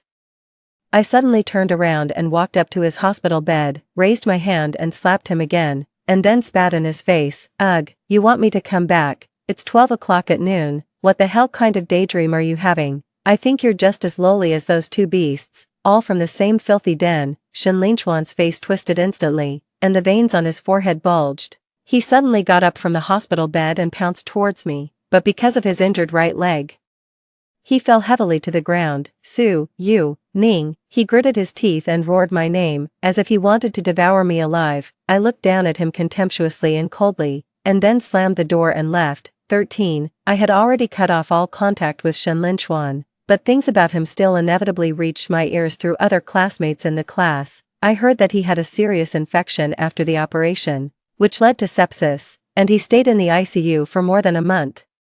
His parents came to the school to handle the leave of absence formalities for him. In order to encourage him, Lin Muxiu wore a white veil on her head and took a photo of herself kissing Shenlin Chuan on the hospital bed. There were also people on the campus forum who specifically posted about their relationship. The classmates all envied Lin Muxiu's unwavering love for him and said that they were true lovers, but I didn't have time to pay attention to them. I was busy preparing for the Advanced English Interpretation examination, studying for the postgraduate entrance examination, and enjoying the feeling of running freely with my healthy legs. I immersed myself in BBC News and TED speeches every day, and even practiced simultaneous interpretation in my dreams. The name Shenlin Chuan had long been blurred by my studies. The next time I saw Shenlin Chuan was in the winter of my senior year, just before New Year's Day. At that time, it had been only a few days since the preliminary examination of the postgraduate entrance examination ended, and the nerves that I had been tensing all the time finally got a little relaxation. That day, I sat by the artificial lake holding a cup of hot cocoa, watching the artificially raised red-billed gulls frolicking and hovering on the lake. Suddenly, a fierce argument came from not far away. "Shenlin Chuan, why don't you stay in the rental house properly? What are you doing going crazy at school? Look at your current state. Neither human nor ghost. You've scared my friends away." The woman's voice was filled with anger and disgust. I looked in the direction of the sound. Behind the bare kapok tree, I saw two familiar figures. In the cold winter, Shenlin Chuan was only wearing a wrinkled checkered shirt. He was extremely thin. Coupled with the fact that he was hunched over and leaning on a crutch at the moment, he looked very miserable. Shenlin Chuan's eyes were bloodshot, and he asked sarcastically, "Friends? You tell me they're friends? You were all hugging and kissing each other. How the hell are they still friends?" "Lin Muxiu, I just took a leave of absence for a while, and you couldn't wait to hook up with someone else behind my back. No wonder you didn't answer my calls or reply to my messages recently. If I hadn't secretly come here today, I wouldn't have known that you were cheating on me." Lin Muxiu looked impatient. "It's none of your business what I do, if I don't be with others. Am I really going to marry you? If I had known that you would be a 7th-level disabled person, I would never have been with you in the first place. If I dared to take you home." Cup of hot cocoa, watching the artificially raised red-billed gulls frolicking and hovering on the lake. Suddenly, a fierce argument came from not far away. "Shenlin Chuan, why don't you stay in the rental house properly? What are you doing going crazy at school? Look at your current state. Neither human nor ghost. You've scared my friends away." The woman's voice was filled with anger and disgust. I looked in the direction of the sound. Behind the bare kapok tree, I saw two familiar figures. In the cold winter, Shin Linchuan was only wearing a wrinkled checkered shirt. He was extremely thin. Coupled with the fact that he was hunched over and leaning on a crutch at the moment, he looked very miserable. Shin Linchuan's eyes were bloodshot, and he asked sarcastically, "Friends? You tell me they're friends? You were all hugging and kissing each other. How the hell are they still friends?" Lin Muxue, I just took a leave of absence for a while, and you couldn't wait to hook up with someone else behind my back. No wonder you didn't answer my calls or reply to my messages recently. If I hadn't secretly come here today, I wouldn't have known that you were cheating on me. Lin Muxue looked impatient. It's none of your business what I do, if I don't be with others. Am I really going to marry you? If I had known that you would be a 7th level disabled person, I would never have been with you in the first place. If I dared to take you home, my parents would break my legs. You despise me. Shin Linchuan's whole body trembled violently. He lost his composure and roared, "Don't forget who I ended up like this for. If it wasn't for buying things for you, how could I have been hit by a car? Then go call the police." Lin Muxue's voice was cold. "Go ahead, if you have the guts. Let the police arrest me. It's clearly your own fault for not looking when you crossed the road. The driver who hit you really had the worst luck. I'm warning you. Stay away from me in the future and don't come to me again. I have nothing to do with you." After Lin Muxue finished speaking, she turned around and left directly. As if all the support had been pulled out of Shin Linchuan's body, his crutch fell, and he also lost his balance and fell to the right on the ground. With a sarcastic smile on my lips, I watched the whole show. Shin Linchuan struggled to get up from the ground. The moment he raised his head, his gaze happened to meet mine. He shuddered, as if struck by lightning, and his whole body froze in the biting cold wind. 14. In the 8 o'clock class on Monday morning, I was listening to music with earphones on, holding a steaming basket of steamed buns and a cup of soy milk in my hand, and hurried into the classroom. As soon as I found an empty seat and sat down, Shui Yan, who had a good relationship with me, sat next to me. She bumped my elbow mysteriously. I took off my earphones in confusion. Shui Yan leaned over and lowered her voice. "Yuning, have you heard? Shin Linchuan's girlfriend from the School of the Arts has hooked up with a junior from the School of Physical Education." The gossiping expression on her face couldn't be suppressed, and her tone was also a bit excited. "Yesterday, that girl went to a hotel with the junior. As a result, Shin Linchuan caught them. Shin Linchuan fought with that boy, but with his lame leg. How could he be a match for a physical education student? Well, he was sent to the hospital again last night." My hand that was unpacking the breakfast packaging paused. Shui Yan continued, "The police were even called yesterday. Both the physical education student and that girl were taken away. It's really outrageous. How about it?" She suddenly grabbed my wrist, blinked her big eyes, and asked me, "Don't you feel really relieved after hearing this?" I smiled and nodded. "Yeah, it's really relieving. They deserve it." The girl chuckled. "That's more like it. Since you broke up with Shin Linchuan, I've hardly seen you smile. It's hard to find a toad with 3 legs in this world, but there are plenty of men with 2 legs. I looked at her gratefully. Among my classmates, she was the only one who had always shown kindness to me. In the eyes of other classmates, I was an extreme egoist who immediately broke up with Shin Linchuan after his car accident. They thought that a person like me was not worth making friends with. Shui Yan bumped my shoulder again, her eyes curved into a smile. "I heard that you even passed the oral test of the Advanced English Interpretation examination at one go. You're so amazing." I smiled. "Well, maybe I was just a bit lucky. Then, I'll treat you to dinner tonight. You can choose the restaurant." Great. 15. Half a year passed by in a flash. Before I knew it, the first semester of my senior year was coming to an end. Many classmates had already left the school one after another after finishing the exams. After the last course of financial engineering in our major was over, my roommates were also packing their luggage and preparing to go home. Shui Yan had a lot of luggage, and she called me to help her move the luggage to the taxi parked outside the school. When I saw Shui Yan off and then came back to the dormitory, I found that the other 3 people had already left. I stood alone in the empty dormitory, and suddenly felt an indescribable sadness in my heart. I still remembered that in September of the year when I first entered the university, I greeted them awkwardly. Now, it's going to be graduation so soon, next semester, except for a few classmates who are going to prepare for the postgraduate entrance examination at school. Everyone will go their separate ways and start their internships. The next time we meet should be during the thesis defense.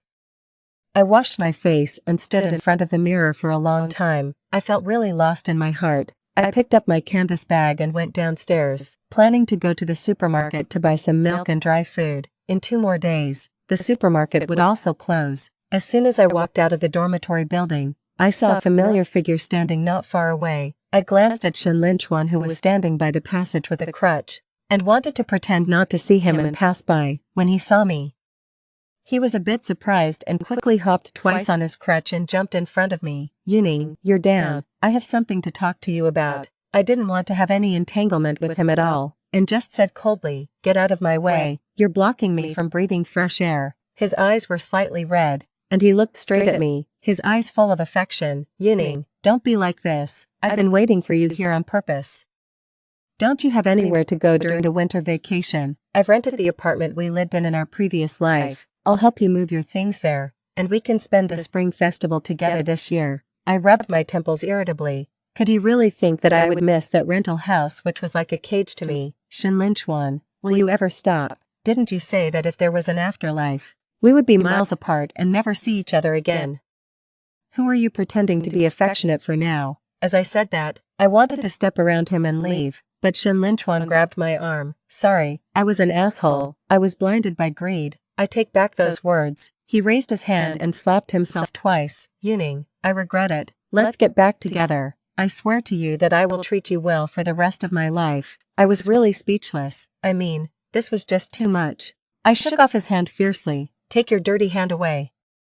What right do you have to touch me?" Shin Lin-chuan's face turned pale, and his eyes were filled with mist. "Yuning, how can you be so heartless? After all, we were husband and wife for more than 10 years. I don't believe that you have no feelings for me at all." He actually had the nerve to accuse me of being heartless, when he treated me like that in the previous life. He never considered whether he was heartless, seeing that he was stubbornly blocking my way and refused to leave. I raised my foot and kicked his intact left leg hard. He let out a cry of pain. His other lame leg couldn't bear the weight at all. After staggering a few steps, he fell heavily to the ground. I shrugged innocently. "I already told you to get lost. You insisted on pestering me. I suspect that you want to illegally restrict my personal freedom. This is just self-defense on my part."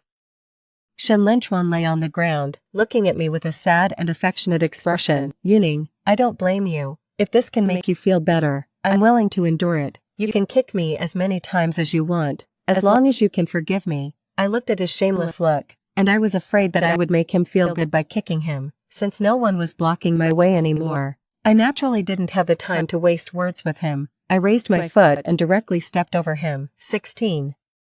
In late February, the results of the preliminary examination of the postgraduate entrance examination came out. The score was good, more than 20 points higher than my last mock exam. It was an excellent performance beyond my normal level, considering safety and my own ability. I didn't apply for the first-tier universities. Instead, I applied for a popular major in a second-tier university. The direction was smart finance. Then I started to prepare nervously for the re-examination.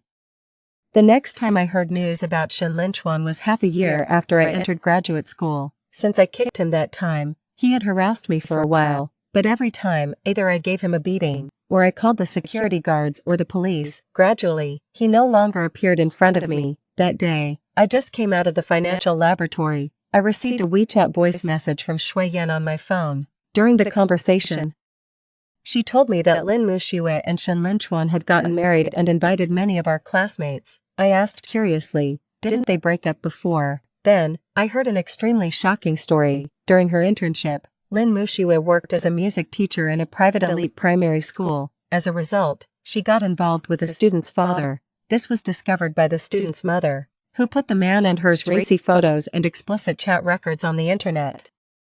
Since the man was a senior executive of a listed company, the topic quickly became a trending topic on the internet that night. Hashtag expose an executive having passionate moments with an intern teacher in the car. Hashtag the music teacher of an elite primary school is involved in an affair and exposed by the wife. Hashtag the wife exposes the explicit chat records between the executive and the intern teacher. Hashtag. Not long after this incident happened, Lin Muxue was knocked unconscious on her way home one night.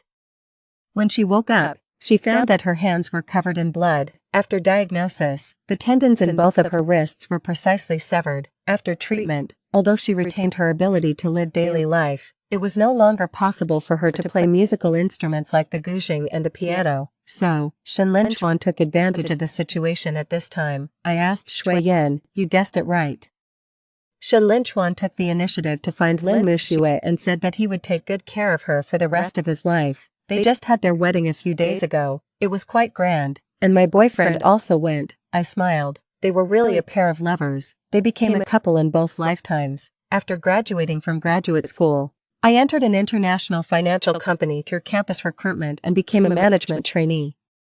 The job requires frequent trips between Shanghai and Hong Kong, China. I became even busier, but I still managed to find time to fall in love. My boyfriend is an alumnus I met during my postgraduate studies, majoring in artificial intelligence, on Valentine's Day. Since I was working in Hong Kong, China, I had a long phone call with my boyfriend after work. By the time I hung up the phone, it was already late at night. When I opened WeChat, I saw more than 100 unread messages in the university class group. Everyone seemed to be discussing Lin Muxue and Shen Linchuan. Out of curiosity, I scrolled up through the messages. The earliest message was a forwarded news article. Woman unable to bear long-term domestic violence, poisons her family with tetramine. In the news photo, the person wearing a yellow detention center vest and bowing her head for an interview was unexpectedly Lin Muxue.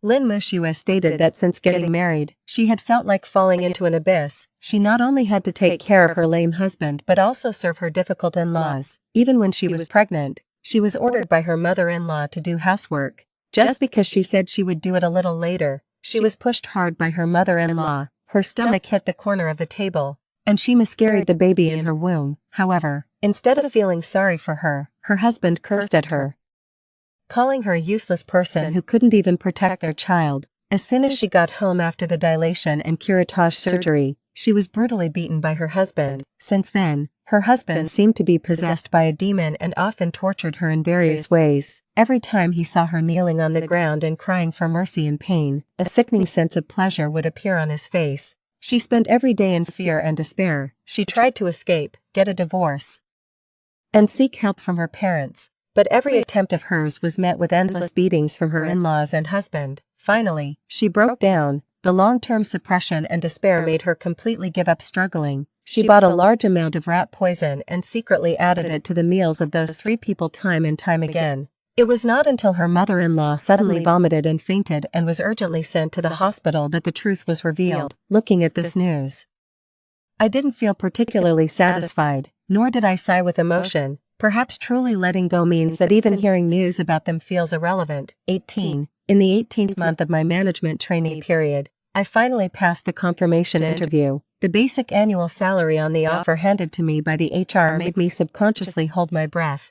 This didn't even include the performance bonus I might receive at the end of the year. Life really became brighter. I have a healthy body, a satisfying job, and a like-minded lover. In my previous life, I was deeply trapped in pain and suffered from physical torture. But fortunately, I'm now standing at a brand new crossroads in life. The wind comes from the other side, carrying a sense of chill and freedom. Only occasionally, in the dead of night, I always feel that there is a missing piece in my heart, until one night when I was working overtime, among the distant twinkling lights, my memory suddenly flashed back to the disgusting faces of my father and stepmother. Calculating the time, we haven't been in touch for 6 or 7 years. It's also time for me to care about their family. So, during my vacation, I went back to my hometown. I don't know if it was a coincidence or not, but the day I got home happened to be the day my stepsister got engaged. It was obvious that the whole family was very satisfied with my stepsister's fiancé. My father and stepmother would have their tails wagging all the way to the sky if they had tails. The man was the second generation of a factory owner. He was tall, handsome, and wealthy. No wonder my stepsister looked at him with love and happiness in her eyes. My father and stepmother didn't react much to my return. They were still as cold and indifferent as before. They would just be a bit more enthusiastic when talking about their daughter finding a rich husband. During the few days in my hometown, I asked around and got detailed information about the factory owned by my stepsister's husband's family. I saw the recruitment information for a receptionist at their factory on a recruitment website, so I spent a large sum of money to hire a beautiful amateur actress. I also carefully designed a script and asked the actress to apply for the job according to my plan and then get close to my dear stepsister's fiancé. If she successfully made them break up and call off the engagement, I would add an additional bonus of 200,000 yuan. Of course, I wouldn't force her to use any illegal means. If she took the initiative to throw herself at him, that would be her own problem. The girl really didn't let me down.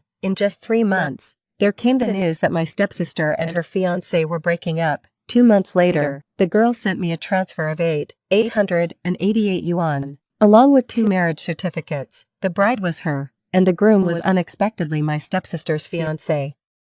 Before I could react, her video call popped up. As soon as I answered it, I heard her clear and joyful voice. "Sister, quickly accept the red envelope. My wedding with Jemming will be held next month. Can you come and be my bridesmaid?" I was a bit stunned. After reacting, I quickly said, "Oh, right. Then I'll add the bonus for you. It's still the same bank card as last time, right?" She directly interrupted me. "I haven't even properly thanked you for introducing Jemming to me. I don't want the bonus anymore. However, I found out yesterday that I'm pregnant. Can I ask you to be the godmother of my child?" Seeing my hesitation, she threw out a condition that I couldn't refuse. She said meaningfully, "In case you still need professional actors in the near future, I can introduce some to you." I thought about it, smiled, and asked, "Then do you know any older actors? Those around 40 or 50 years old?" I heard her pat her chest on the other end of the phone. "Of course, send me the location and time of the wedding. I will definitely be there." 3 months later, he remarried in a high-profile manner and hosted a banquet for guests from all over. Back then, when her mother climbed into my father's bed and made my seriously ill mother so angry that she vomited blood, when she brazenly moved into my bedroom and threw my belongings into the community trash bin like garbage, when she joined forces with my classmates at school to bully me and gave me the nickname Ground Rat, no one cared whether I was innocent or not. Since her mother